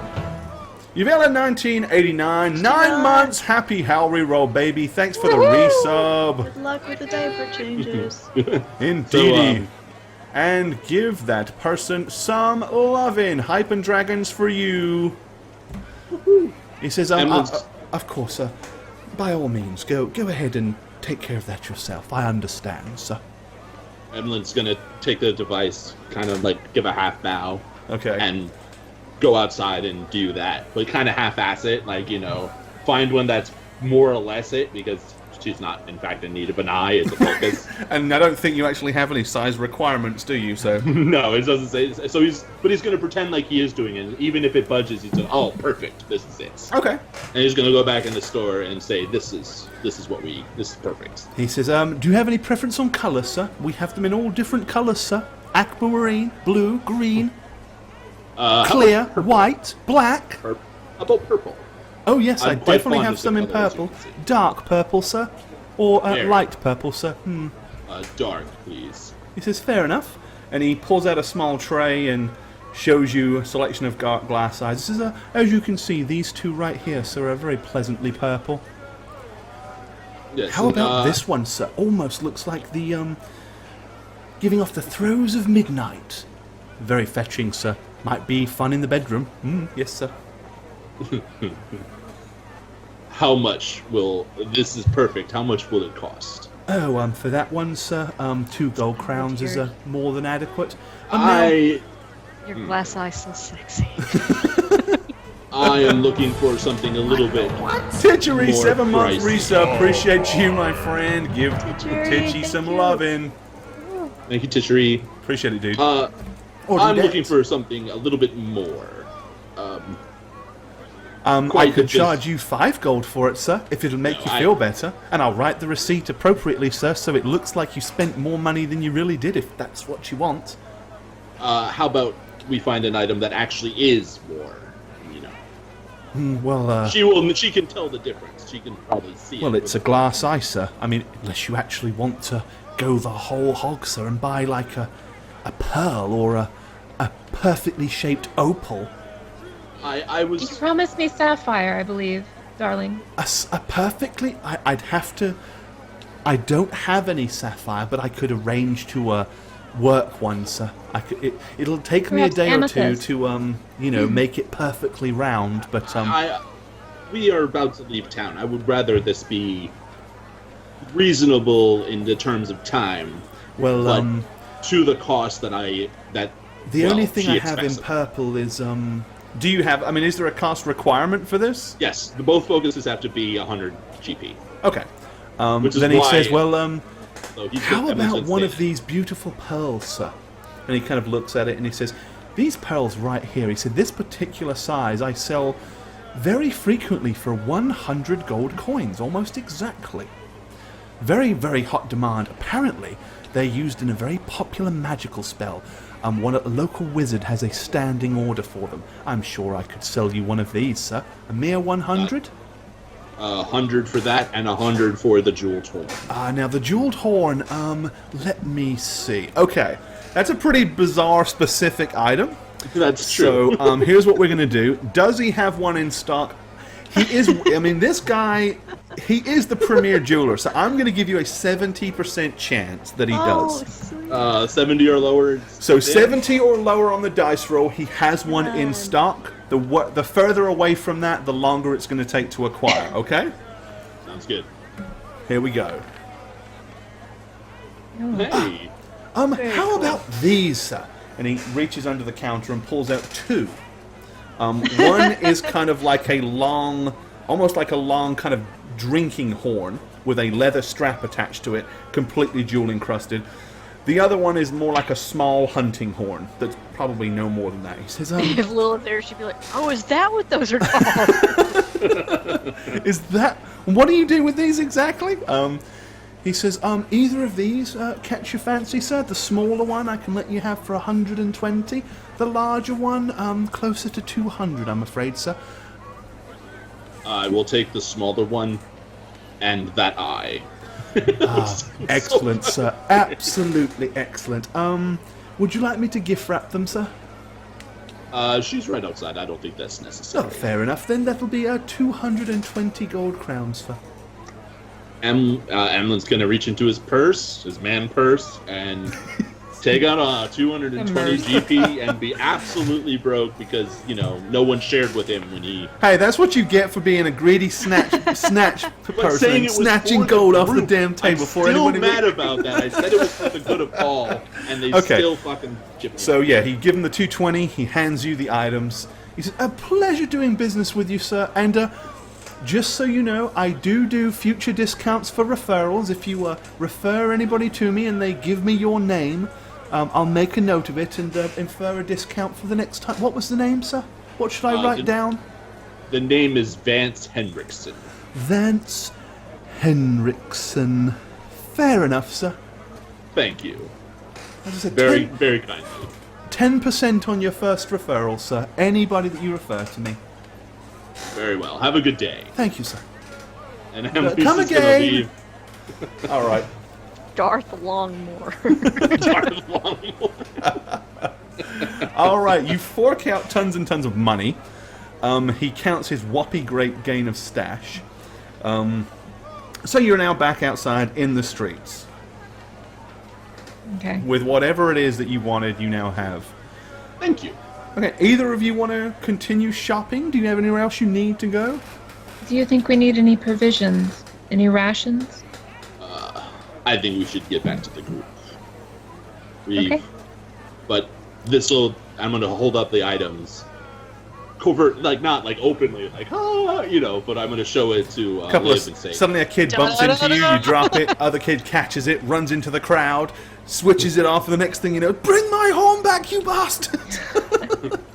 but he's going to say, this will go a long way to ensuring we can see things that we need to see or hear things we need to hear. Very Trust me. Very good. Is there a way that maybe we could communicate telepathically? Is there any spells that you know that could do that, other than the one way thing that you can do?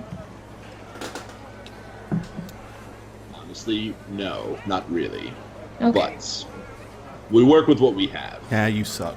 Right. All right, we're going to take our second break real quick. We're a little behind on breaks tonight, so let's go ahead and do that. So, yeah, do you guys need to shop for anything else? Or are you just heading back to wait for... Emlyn says, let's just head back. Okay, you don't need anything else? Okay. I mean, we need to move it, Liv, you good with that too? Don't need anything? Good with that too. Okay.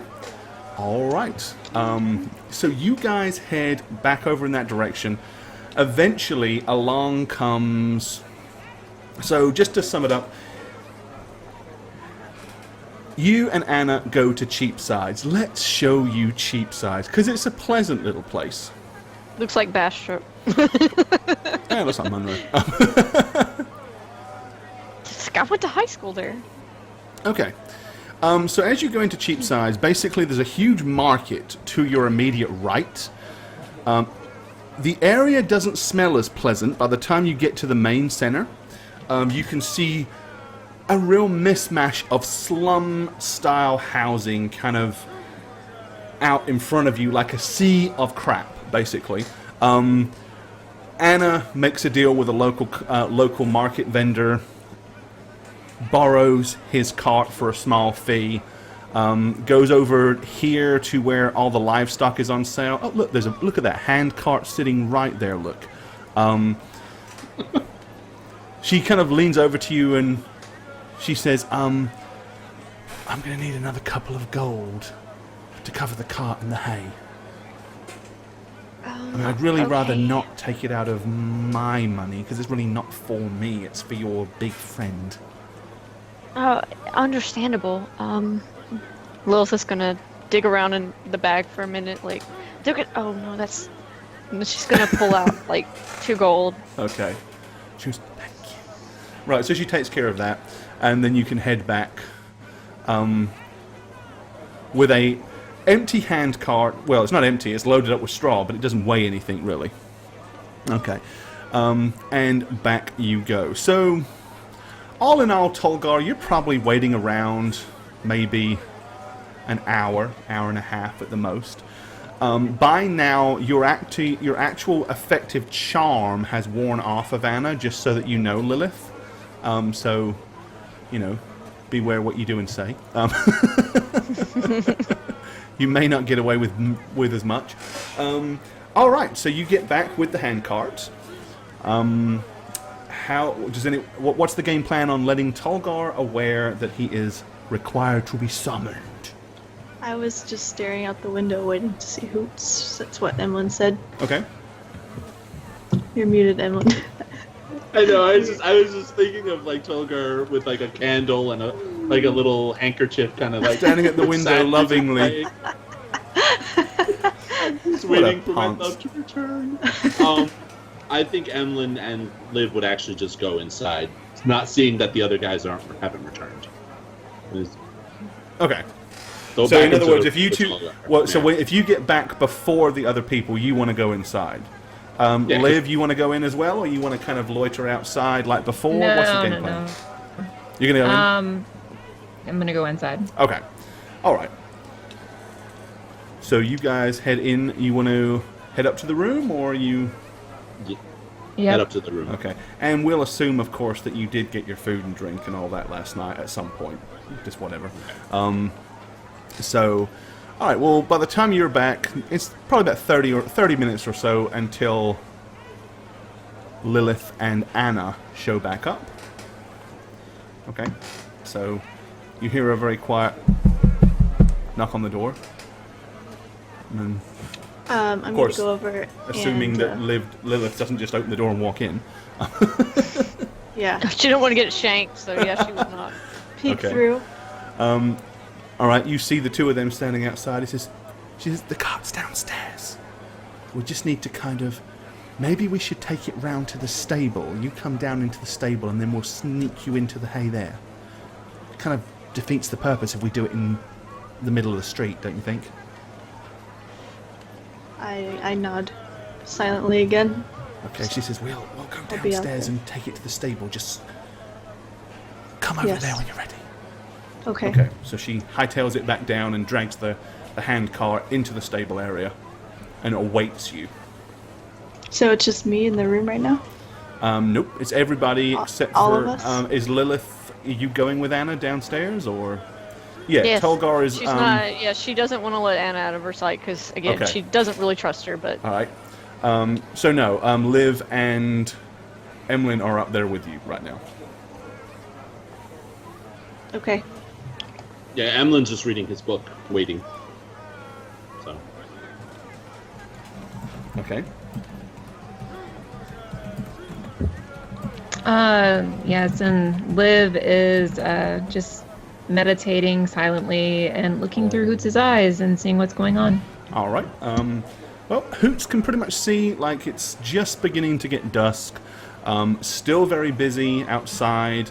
The street watch are walking by, reaching up and lighting all of the street lanterns and stuff like that as they're doing that. The obviously he sees Anna and Lilith move over into the stable area.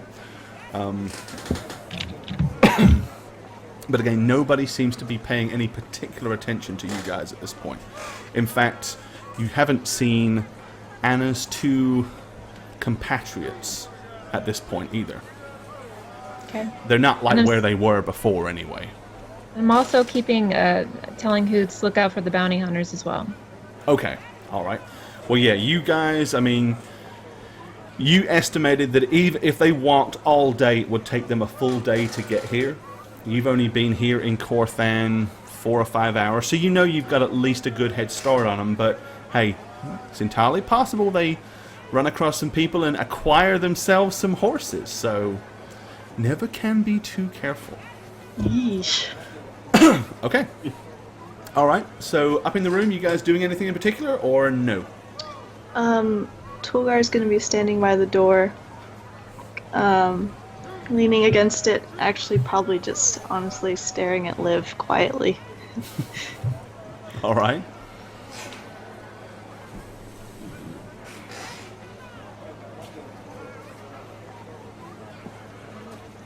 then y'all are sitting there Ignore me. until something happens. That's it. That's it for right now.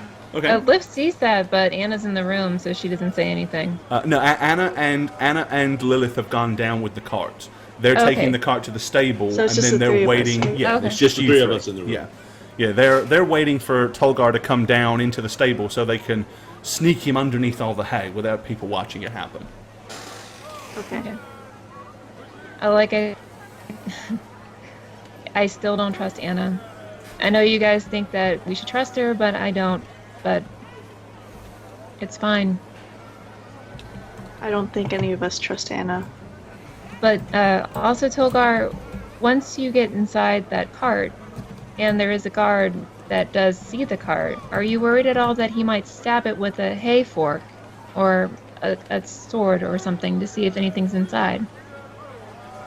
If he does, it won't hurt for too long. I can take one sword stabbing. Have you seen me? I've seen you. Hey, depends where that stabs, right? I mean, Try not to scream. I'm not going to be lying in the cart with my heart out open. I'll be hunched. Don't It worry. was the screaming and the. You might want to feel like a bite baby. down on a piece of wood the entire time then, because. And then he brings it back out. There's blood on it. It's fine. Yep. That's It probably could supposed to do happen. that. Oh, it's some of that red hay that they've got nowadays. That dyed Big hay. hay. It'll be all of my party's Jammer job time. to Thanks for the protect follow, me dude. and to not let that man stab into the heart. I trust you guys. Well, I trust some of Stab, you. stabby, stab, stab. I don't mind I stabbing did you what in I the did cart. for the party, Tolgar. You must realize that is the reason. The more information we give this girl, the more information gets out about us. You did not do that for the party. You did that for yourself, Liv. You have to realize that. I'm with the party. Thus, we are together in a group. We have decided that. The girl doesn't know me. She knew you. She knew Emlyn and you.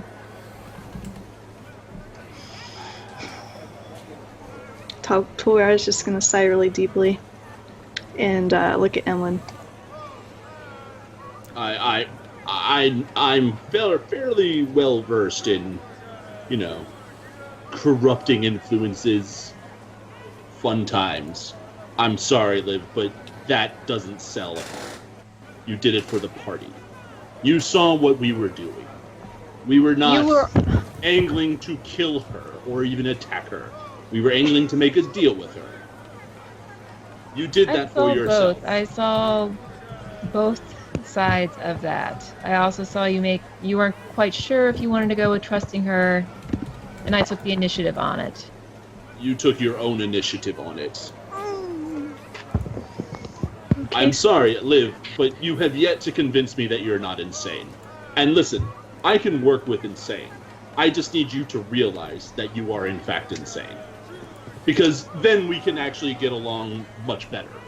Because at least then we will know where you're coming from. In that case, she looks up at you and smiles brightly and says, "Okay, Emlyn, can I touch your horns now?" And then she just rolls her eyes and walks away. Alright. Just the other side of the room. Are they waiting for me to go down there? Absolutely. They've been Okay. waiting down there, yeah. Okay. At this point, I'm gonna start to open the door and think for a second, then close it. And I'm gonna turn to Liv and say, "Oh yeah, one more thing, Liv. I don't care what you're feeling. I don't care why you're rationalizing any of this. If you put our party at risk one more time, I will kill you." And then I'm gonna leave and close the door behind me. Say, "Well, hopefully her and Emlyn have fun." And I'm gonna go downstairs to the stables. Emlyn's just gonna shrug and say nothing. He's not gonna say anything, and he's gonna leave as well. Okay. Alright. So you guys are going to head down to the... Holy crap, cat toe. So you guys want to head down to the stable? Yes. Alrighty. Liv follows them out. Okay. Okie dokie. So when you get to the stable, basically Anna has... Before that, so Anna kind of looks at Lilith while you're waiting on Tolgar, and she says, can you... That stable boy seems to have a... He seems to be staring at you an awful lot. I forgot about When Tolgar comes down, why don't you distract them so they don't see him, like, you know, into the cart? And I'll give them the single when it's clear for them to come in. Consider it done, dear. All right. So when you guys walk towards the stable, you see Anna kind of waiting at the door. As soon as she sees you, she's like, beckons you quickly, and then she leans in and she says, "Psst, now they're coming." To Lilith. Lilith. Oh, hi! Like, she just now sees him. Okay. Well, he's there. She walks over there, up to him. Brushing the back of a large black steed. She kind of does the pushing up of the boobs with the arms thing. Okay. She walks over there. He immediately goes bright red as he starts brushing even faster. It's like, shh, She walks. shh, shh, shh.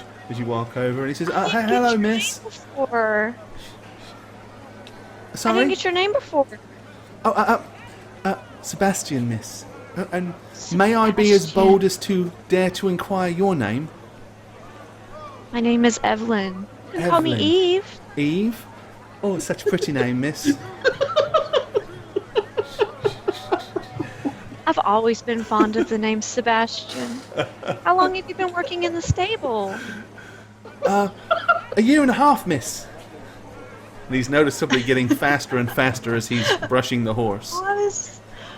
Stop!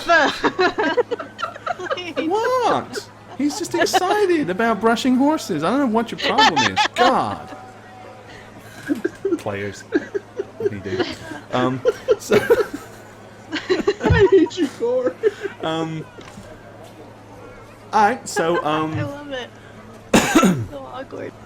right, so when you get in there, basically, you can see Lilith is over there talking to the stable boy. Anna kind of points at the cart and, like, lifts up as much of the hay as she possibly can. And she's like, in the cart! In the cart! Okay. Was that to me? Yeah. Unless anyone else is supposed to be hiding in the cart, dumbass. I'm sorry, I was... Tolgar, you retard. Dumb I thought, Tolgar. okay, yeah. I look around and glance left and right and very stoically walk. I'm not Alrighty. gonna run, I just walk over there and get in the cart. Right. Is it hay or is it It's shit? hay. No, it's hay. Okay. They did acquire hay. It would have been cheaper gonna to have used shit. You get probably in the cart wouldn't have and, had to like- pay for that. Okay, Alright. I'm gonna kind of curl up as best I can. Well, they pull it over and pile it up around you as best she possibly can to make sure you can't be seen. And she's like,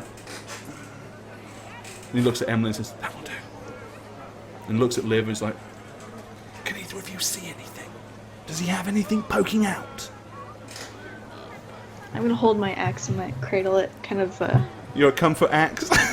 like I'm kind of like, honestly, I'm big spooning the axe. Yeah. A little tricep right there. I'm gonna move some strands of Okay. hay. All right. I think Yeah. it's good. Puts him over the shiny spot on his bald head. Right, there you go. A little sign, stick sword here to find barbarian. Alrighty. Okay, you've got that done. After that, she's like, Lilith, dear, we should be going. Oh, I'm sorry. They need me. It was nice to meet you, Sebastian. You too, ma'am. And Lilith is gonna do that weird little walk away where she acts like she accidentally trips over And a like a dirt 15-year-old clod or boy whatever. has a heart attack and dies, yeah. There's a tiny problem I foresee. Okay. Tolgar is, well, for lack of a better word, you're heavy. Right. Well, here's the thing. It is a dual-wielded hand cart. So, it's not that it's... I mean, any one of you can probably pull it, because the weight is going to be evenly distributed. It's kind of like a wheelbarrow, you know what I mean? So you can pull a lot more weight on the hand cart than normal. Okay. That being said... It's hay, supposedly. and Yeah, we're that's- straining with hay. That's the thing. So it's, you know... Now, I don't know that any of you exactly have much in the forearm department, right? In fact, I know Emlyn is probably the weakest out of all of you. Maybe. Oh, he's a 9. That's pretty weak. Well, is it, No, that's average. Then, 9 is pretty average. So you're not weak. You're just not well, you don't work out much. But you could pull it Down. probably just fine. all right. So Emlyn will start to pull it. Yeah. It's definitely more viable than you walking along with having some well-dressed woman pulling the cart. Very true. Be like, what an asshole. Look at that dude. Okay. All right. Yeah. So Emlyn's pulling the cart. Okay, so she says, okay, to Cheapsides then. And you begin to pull the cart down the street. Nobody really paying much attention. You pass a couple of guards. They don't bat an eyelid. Unless any of you do anything to draw attention to yourselves. Feel like Eldritch blasting the sky or... No? Okay. All right. Over to Cheapsides then. All right. As you kind of... Now, this building right here, number 3, in Cheapsides, every quarter has a guardhouse. You Liv would definitely know this. Emlyn, you probably would be aware of this. Lilith would know that. This is the guardhouse for number 3. At number 3, this is the guardhouse in Cheapsides. So,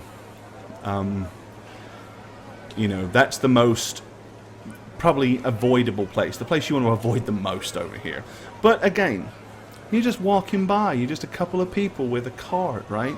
So you move over, and she kind of continues to tell you to move northwards, and then beckon to the left. Once you kind of get here to the well, she then says, that way, and points down into the slums. Emlyn's following. All with right. The cart. Okay. Once you are down into Cheapsides proper, so here's the thing. The odds are, Liv, I'm not going to say you've never been here, but it isn't certainly a place you would have frequented. You know that it is prone for, especially after dark, it is prone for places, the sort of place that a tourist would get mugged, possibly murdered. It's not a pleasant area. Anna says, now, just so you're aware, once the sun goes fully down, they're really suspicious of anybody moving in and out of the slum area. So you don't want to try to leave unless you're very, very quiet and well hidden after dark. Did you say you had a place to stay in the slum area? Or you knew people that could put us there? Indeed. I'm going to take you and introduce you to somebody. And with that, she kind of heads down this side street here. And then once you get here, she ducks and she kind of pulls Emlyn's arm and tries to pull him into this side alley between these buildings. Yeah, I'll follow.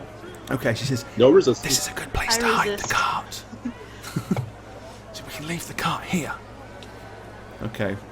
And she kind of, with that, she kind of pokes at the hay to get Tolgar's attention. She goes, psst, come out, big fella. With that, I slowly start moving around and kind of Right. making a hole out. Okay. Like peeking out before So I, Tolgar fully- emerges with hay sticking out of his hair and other places and orifices that Look really isn't the around. best place for them to be stuck. I see I'm in the slums and nod and I... Where's the house? You're just gonna see Emlyn like quasi massaging his arms. That really made me hurt. All right. It's a good pain, Emlyn. With that, she kind of points to the building to the left. She says, right here. And she wanders round to the front door. She kind of looks both ways. And then she goes,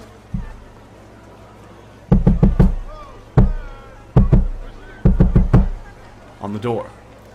At which point you hear a few footsteps.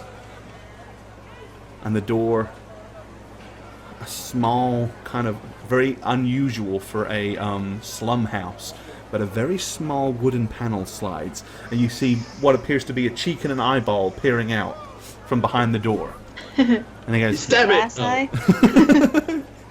and he goes, "Oh, it's you." She goes, just so you know, I have 4 friends with me. He says, "Oh, hold on a second then." And you hear the door shut. Okay, now, anybody wants to make a perception listening check, please do so. If you have any special abilities that apply specifically to listening, feel free to apply them. Well, Can Hoots also make a roll or no? Gosh damn it. He can, but he's not going to understand what they say because it would be verbal. But that doesn't mean he won't hear it, and you can always close your eyes and try to, so... Okay. I So do want to you listen can make to, the roll for him, yeah. Yeah, I'll listen through Hoots Okay. because Hoots is better. He's more betterer. Did his roll twice? No, it only rolled once, so roll it again because he has advantage. There we go. Now it did. There you That go. was weird. Did I hit the wrong 14. button before? Okay. All of you can overhear this. So you hear, "Psst, lively chaps, we've got guests, company. We don't know who they are." You hear, "Oh, right, hang on then." And you hear a few boots moving around inside. 1 second. Okay. And with that, the door is thus opened. Let me go to here. All right.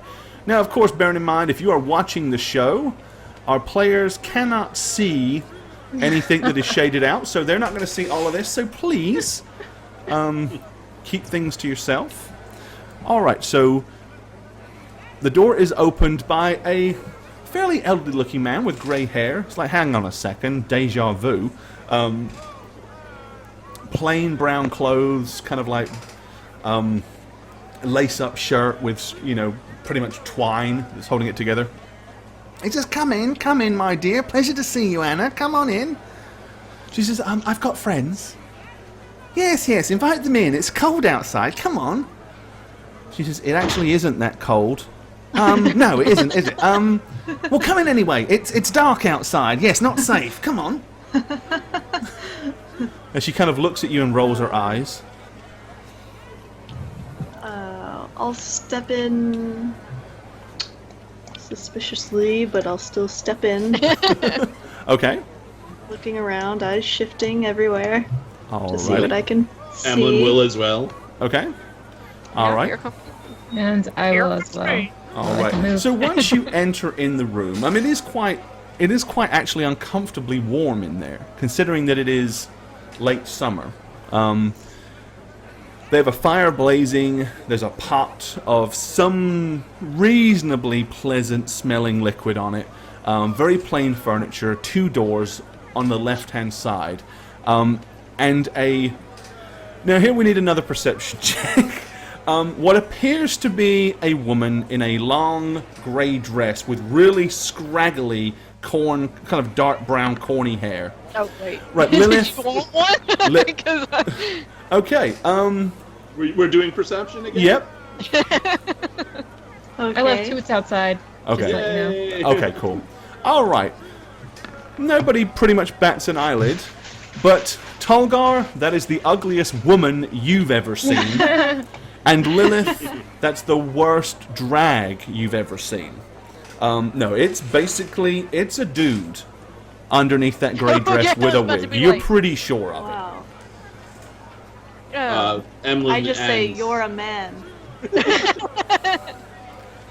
Why are you wearing a Just dress? like that, dear. He says, "Well, at a distance, I can pass." And he kind of does this with his hair. I don't like it. I love it. The old man looks at you and goes, it's not what you think, I assure you. It's nothing of that nature. It's more for, well, you Think of The know, Hobbit. appearances. Please, if you'd like to come and take a seat. I'm fine where I am, thank you. Well, suit yourself if you want to stand in the doorway. I like doorways. I can Okay. escape easily. Well, Anna comes over, And she just sits herself in this chair. It. And then kind of leans on the arm of it and just looks at you all with a half a grin on her face. She says, yes, I told these people that they could possibly benefit from some of your services. He says, oh, I see. What is it then? Rape, pillage, robbery, murder? How hot is it? He said, are we talking lukewarm or scorching hot? She says, he means how recently did you all commit your whatever it is you allegedly did? Please, we never accuse anybody of everything. Everything is an alleged crime here. Oh, I thought he was asking, did we want him to do one of those things? He says, oh, no, you know... Please get your ass out of the camera. Catch that one, too. We just need a place to lay low and also information on some council members. Not a problem. We can provide such services here. What, as I said, how recently were you being pursued? I will tell you that being candid and honest is definitely in all of our best interest if we're to assist you properly. We're being pursued right now. Currently being pursued. Oh, the town guards, they're following you right now. And he runs over to the door and like opens the little hatch and he's like peering through it. Bounty hunters. Oh, they're even worse. Yes, a man named Midgard.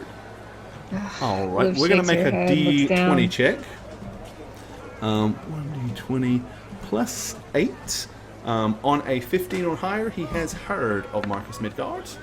17, he says oh dear. You are bad children, aren't you? Does Lilith recognize this, we'll say guy? You mean the dude that's in drag? Yes. Probably not. Okay. So these aren't people she dealt with. I would say you don't recognize these two at this point.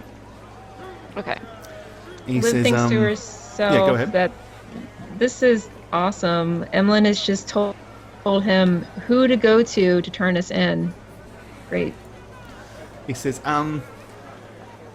yes, you are bad people, aren't you? If you've attracted the attention of Mr. Midgard, there's obviously a very sizable bounty on your heads. You know him? Oh, I know What of is him. bad, really? He says, well, allegedly, of course. Allegedly you've done things wrong. Would any of you like to, elaborate on what it is you may or may not have done? Not really. I'll start if you like. Been involved in a bit of kidnapping in my time, small larceny, theft, muggings. I'm not going to say I haven't accidentally murdered anybody. I mean killed anybody. I could have done. But, I mean, I've done a fair few things. And I'm still Are you here. familiar with the Garden of Eden? Okay. Make a dice roll on that. Knowledge. Same thing, 15. He says, doesn't ring a bell, love, no. Should I have heard of it? Insulted. Well, How dare you where not do have heard of the you Garden get of your Eden? intel from? He says, well, I only really keep interest in, you know, certain underhanded things. I'm sure the Garden of Eden is a lovely place. Is it a place? Your loss, I guess. He says, well, you can always tell me. It might help. The more information I have, the better. Now, I know what you're thinking. Why would we want to tell this person anything? Well, if that was the case, why are you even here? You're here because you don't have many options for anybody to help, and you're desperate. So, if you've already gone as far as to trust young Anna Lockhart over here and coming here, and you're already gone as far as to hear me out and trust me that I'm going to provide you some kind of sanctity from the law and the authorities, you might as well just go ahead and go the whole hog and tell me everything about yourselves. because then I'll be in the, well, most sufficient manner to assist you with your particular individual quandaries. Why would you help us, dear? Well, isn't it obvious? Money, my dear, money! It's all about the money. I'm not a sprightly fellow anymore. I can't go out on the streets and knock a blighter on the head or follow a rich person and, cut purse. I can't even break into a house. No, I have to come by my money through the use of this, you see. And these, which work perfectly well. Earrings? No, dear, my ears. Wigs? My ears, sir. It says, I keep my ears close to the ground, and I know all the choicest people to get information from here in this town. That's how I met young Anna over here. Now, I can, as I said, I can definitely provide you a place to lay low. I, myself, am a wanted criminal. Do you see any handcuffs, any shackles? No, I haven't been arrested. I get away with things. So clearly, I have means. Trust in that if you don't trust in anything else. Oh, and while we're at it, and we're talking along the lines of demonstrating trust, come out, boys! And this door up here opens. And 3 rather rough-looking individuals come walking out the door. One with a sword in his hand, one with an axe, and one kind of rather ugly, pallid-skinned individual with a long grey cloak and kind of like short tusks sticking out. He appears to be vaguely orcish. Probably not a full orc, but he's definitely half at least. He Out says, of instinct, I raise up my axe a little bit. He says, now, lads. He said, they're here on fair business. You can just stay over there quietly, not brandishing your weapons in a menacing fashion at this point. And they all just kind of lean up against the wall and start looking at you. He says, Who are yes, they? we don't. He says, hired muscle. Just in case you weren't on the up and up, they'd have come running out and hacked you to pieces as quickly as possible. Well, tried to. You're a pretty big fellow over there by the door, aren't you? No. But they're not without their own skills and talents, mind. But I want everybody to feel at ease, you see. I want everyone to feel like no one's hiding anything. So I didn't think it was a good idea to have you overhearing them, discovering them, and thinking that we were up to no good. Feel free to check behind the doors if you want. There's nobody else here. Lilith is going to glance over her shoulder at Emlyn. Emlyn's just smiling. At that, I will go check the doors. He says, oh, you don't really have to. I was just, I open the door. Thank you for allowing me to check. All right. Basically, you open the 2 doors. One of them is a simple bedroom with a large double bed. The other one has 2 beds in it. Oh, I'm pushing the bed over to see if there's like a door underneath the bed. Funnily enough, there is a trap door under the bed. Yes. I go, what's this? From the room. All right. He kind of runs over and peers through the door. Is this where we're staying? oh, not necessarily. We haven't discussed anything yet. No terms, no payments. You got more people hiding under here right now? Nope. What's under here? A tunnel. 2? Yeah, disused portion of the sewer system. Interesting. Quite a safe... See, Corthan, I don't know how much you know about Corthan's history, but it used to have a very old sewer system that was very inefficient a long time ago. It was too deep. So they came along and they made a newer sewer system. Something much more efficient, runs closer to the surface. Well, all the old tunnels to the old sewer system were closed up, and it hasn't been used for years and years. Well, as you could possibly imagine, there's a certain underworld element that would more than happily exploit such a thing. I see. He said, it's not that the town guards don't know that it exists, but let's be honest, right now there are far fewer town guards than there are criminals, and the town guards tend to turn a blind eye to anything that is not wafting completely under their very noses. At that, I nod and I pull the bed back over it. And since I'm on a roll, I'd probably go pull the other beds up just because I found something on my first try. Might as well go check the rug by the fireplace too. Yeah, There you go, check it I all just go and under see the table. all his little hidden things. Okay, yeah, no, that's the only place. There's a trapdoor under that bed.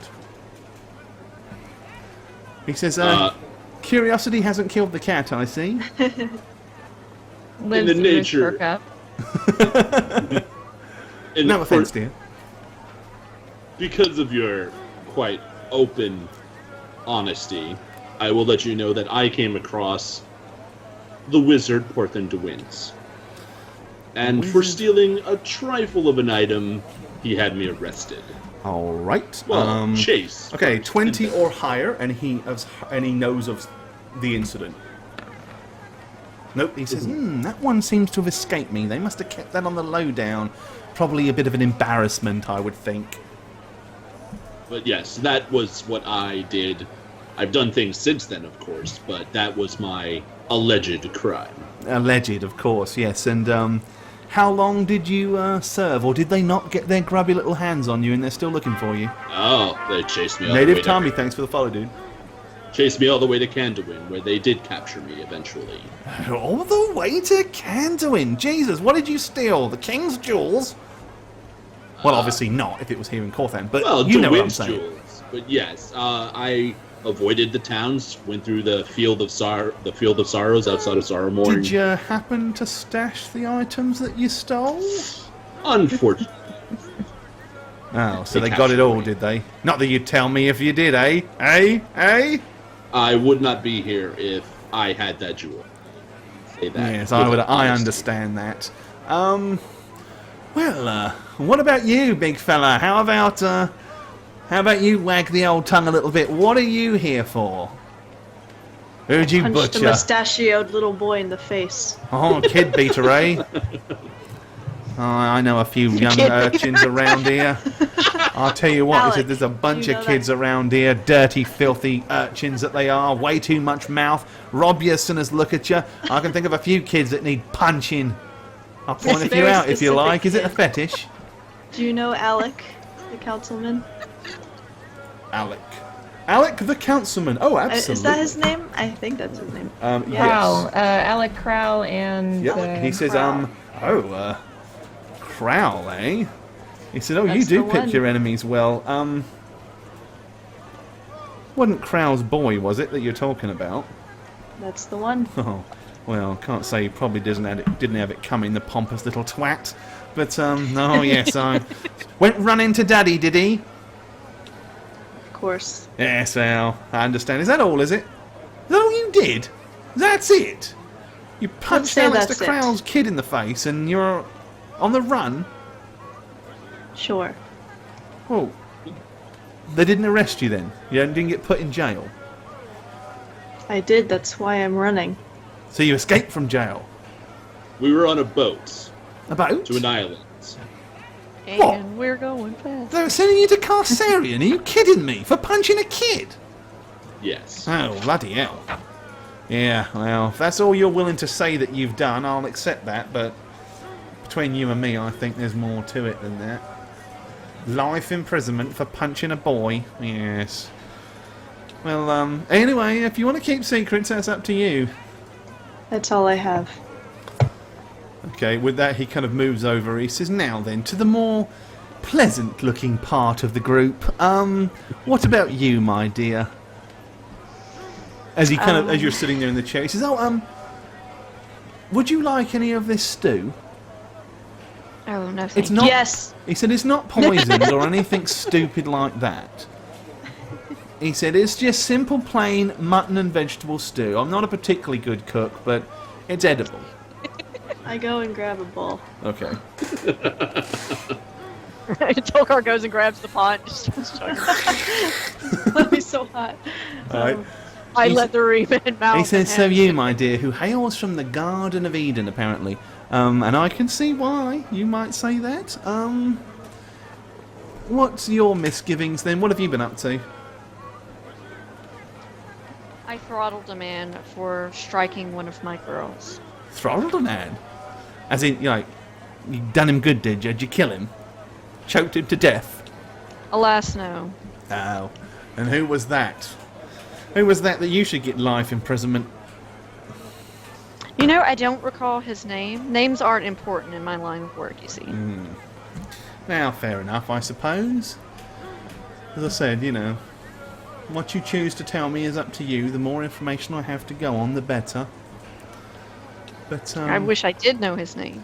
he kind of glances back at the other two, he says, and looks at you. He says, "You all do seem to pick your enemies well, don't you?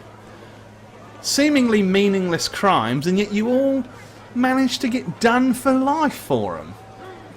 I said, "Yeah, sometimes it's not what you do, it's who you do it to, I suppose." And he says, "And what about you, my dear?" As he moves over to sit down next to Liv. He said, "What's your story then?" What do you know about the Shalander Grove, the Than's Gardens? Alright, that would be large local, 15 or higher, let's see. Oh, okay, he says, I have heard of that, a little to the west, isn't it, if I remember right? Didn't, Toast! Thank you for the follow. They made toast! He said that belongs to Mesenthal, doesn't it?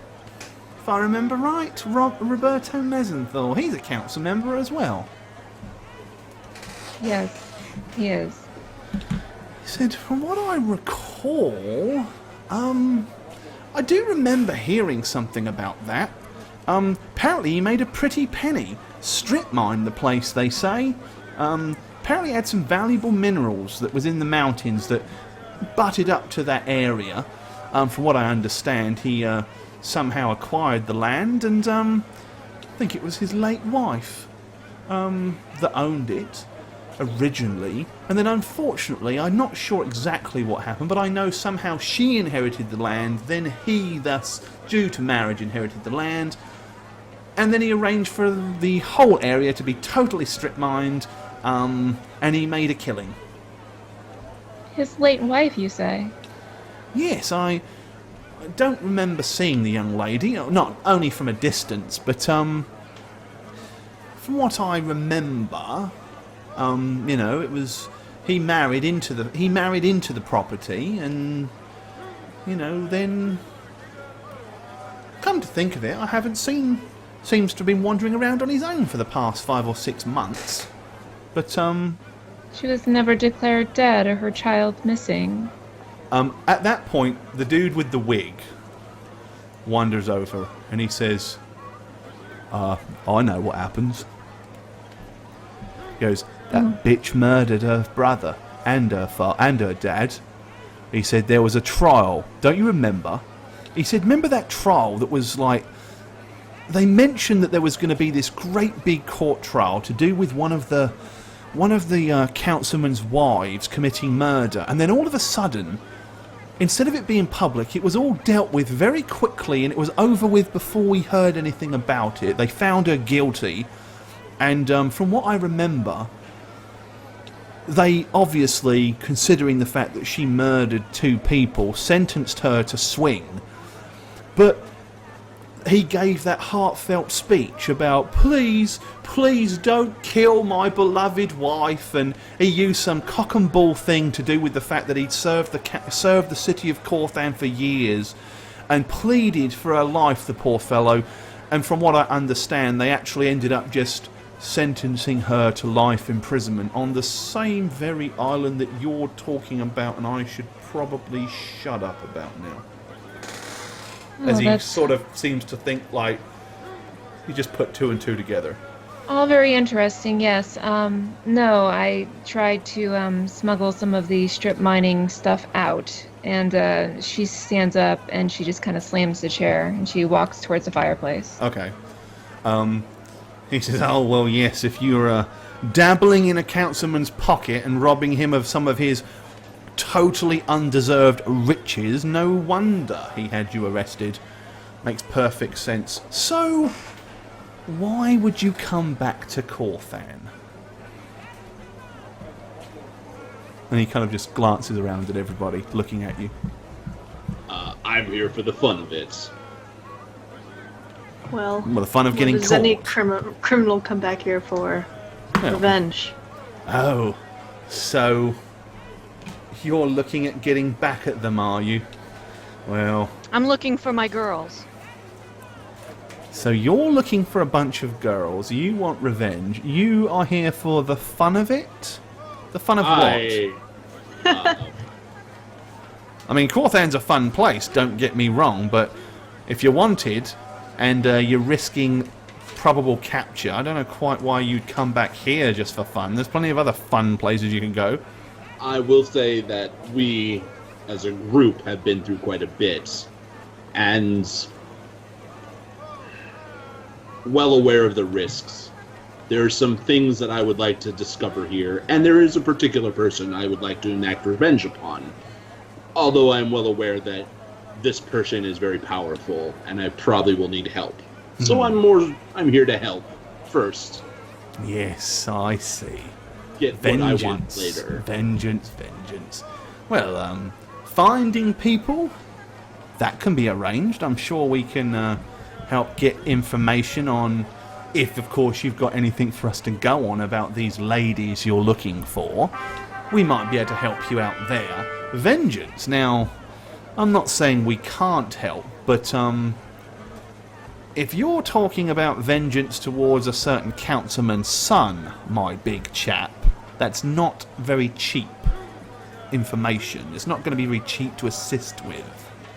I want him, and I want the actual council. Oh, well, okay then. Now we're really reaching high with our goals, aren't we? You do understand that the council are sort of beyond reproach.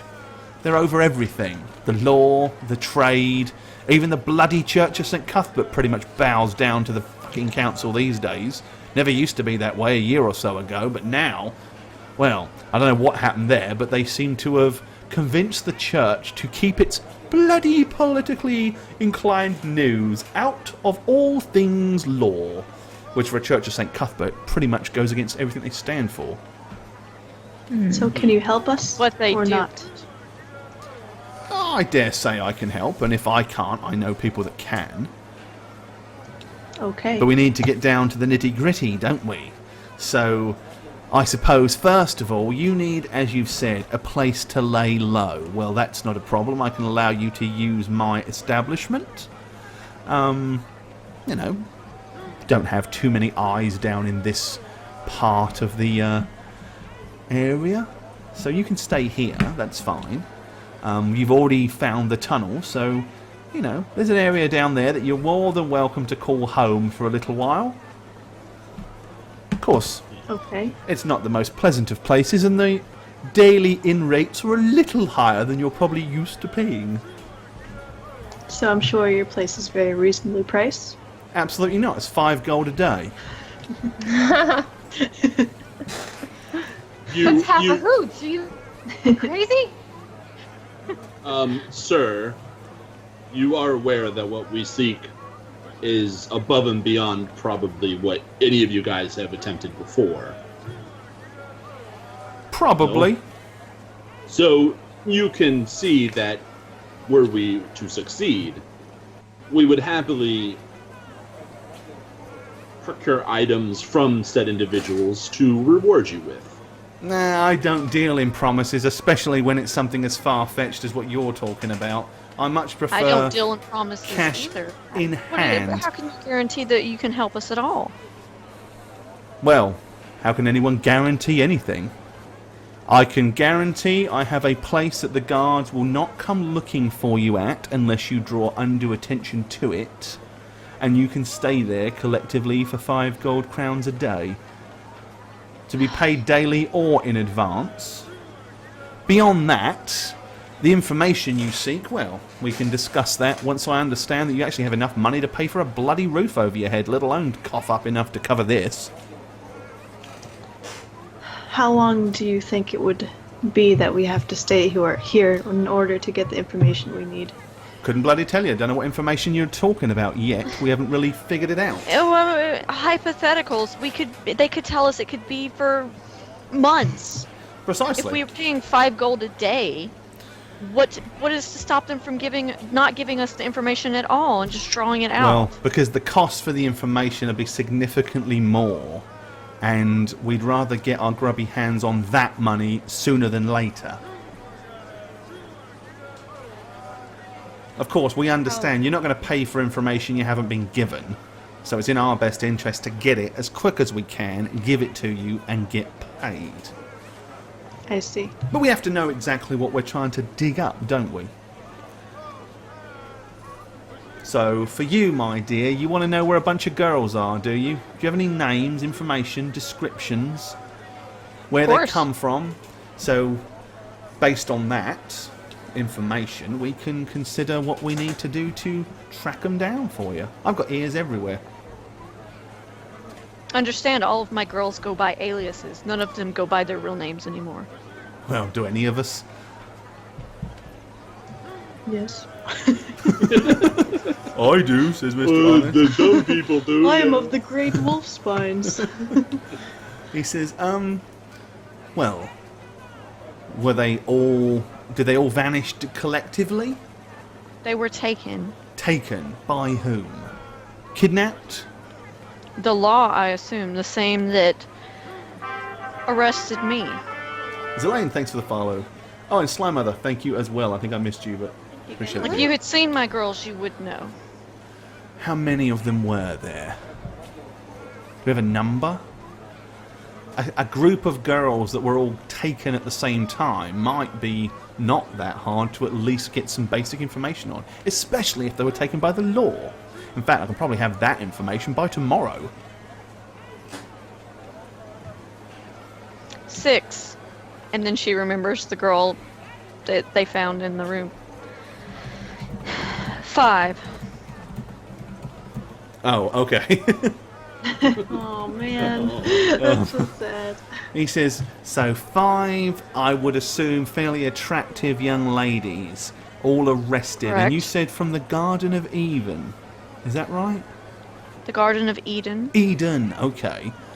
Just outside of the city. So you'd about like to 20 know miles. what happened to them, where they are? Yes, I wish to free them. No, I can find that well, I can find out probably what happened to them fairly easily, maybe where they are. As to how to free them, well, that would either be down to you or the price would be quite expensive. But for example, 10 gold should at least get you enough information to know where to start, and I can probably have that for you by tomorrow evening. Done. So see? Simple as that. That's a good place to start, isn't it? So what should we say, 5 gold to stay the night then? Yes, if you can help me find my girls. He You said, have your as a gold. sign of good faith, we will get the information, give it to you, and you can go ahead and pay us if you think it was worth it. Of course, if you don't pay us, we won't be doing anything else for you, but at least you'll know that you're not getting screwed. Lilith walks up and slams 5 gold down on the table. No. Well, that's more than reasonable under the circumstances, half in advance. I like how you think, my dear. Liv turns around and has a quick question. Me Roberto too. Messenthal, did he have a child? Alright, I'm gonna say, now again, /r 1d20 plus 8, he is going to need a 20 to have any information on this, because it was pretty much kept quiet, but let's see. Oh my god. Nice. Natural Okay, 20. he looks at you and he kind of goes all quiet, and he says, why do you ask? Because he is my enemy, and I need to know all of his secrets, and I feel that that is the most secretive of the secrets he has. He says, look, there's no... I really should charge you for this information, to be honest. But again, we're in a case of trying to prove good faith here, so I'll tell you this much. that sort of information can get you killed. But allegedly, I heard that there was a situation where he arranged for somebody, a couple of his associates, to smuggle something out of town. I heard a rumour from somebody that arranged for that transportation that the certain package was crying like a baby. I don't actually know where it went, but does seem remarkably strange, and some people did speculate that the child was his. Of course, the rumours were that it was an illegitimate child from another marriage or another affair that he didn't want to come to light, so he smuggled the child out of the city so no one found out about it. I see. Do you know the people that smuggled the child out? I know of them. I do know specifically the person that arranged the transportation. I need their contact information. And she puts the gold on the table. Alright, he says, as I said, this sort of thing can get you killed.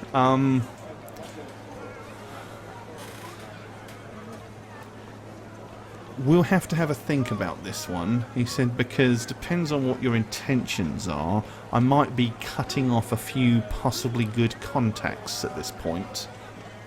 And I also need a list of people that were at that trial. He said, oh, well, that's easy. From what I understand, it was all done in a closed council session. Only the council members were there. With all 9 council members. From what I understand, yes. Oh, A good I group of see. people. all 9 of them. All 9 of Well, them isn't that allegedly were interesting? present. Now, as I said, I'm only going on information. I didn't see that they were all there, to be honest, but hey. Your friend Anna has quite a theory about those council members. Well, we've heard it from other sources too, that they are in fact an evil cult from the north. Look, the council are pretty... Well, they're a council, but I wouldn't go as far as to say an evil cult. I found it amusing. He said that does sound a little far-fetched. But underhanded, no doubt.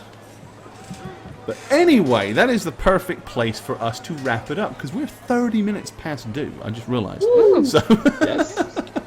What a night. Holy fun, fun, Lots of fun. stuff.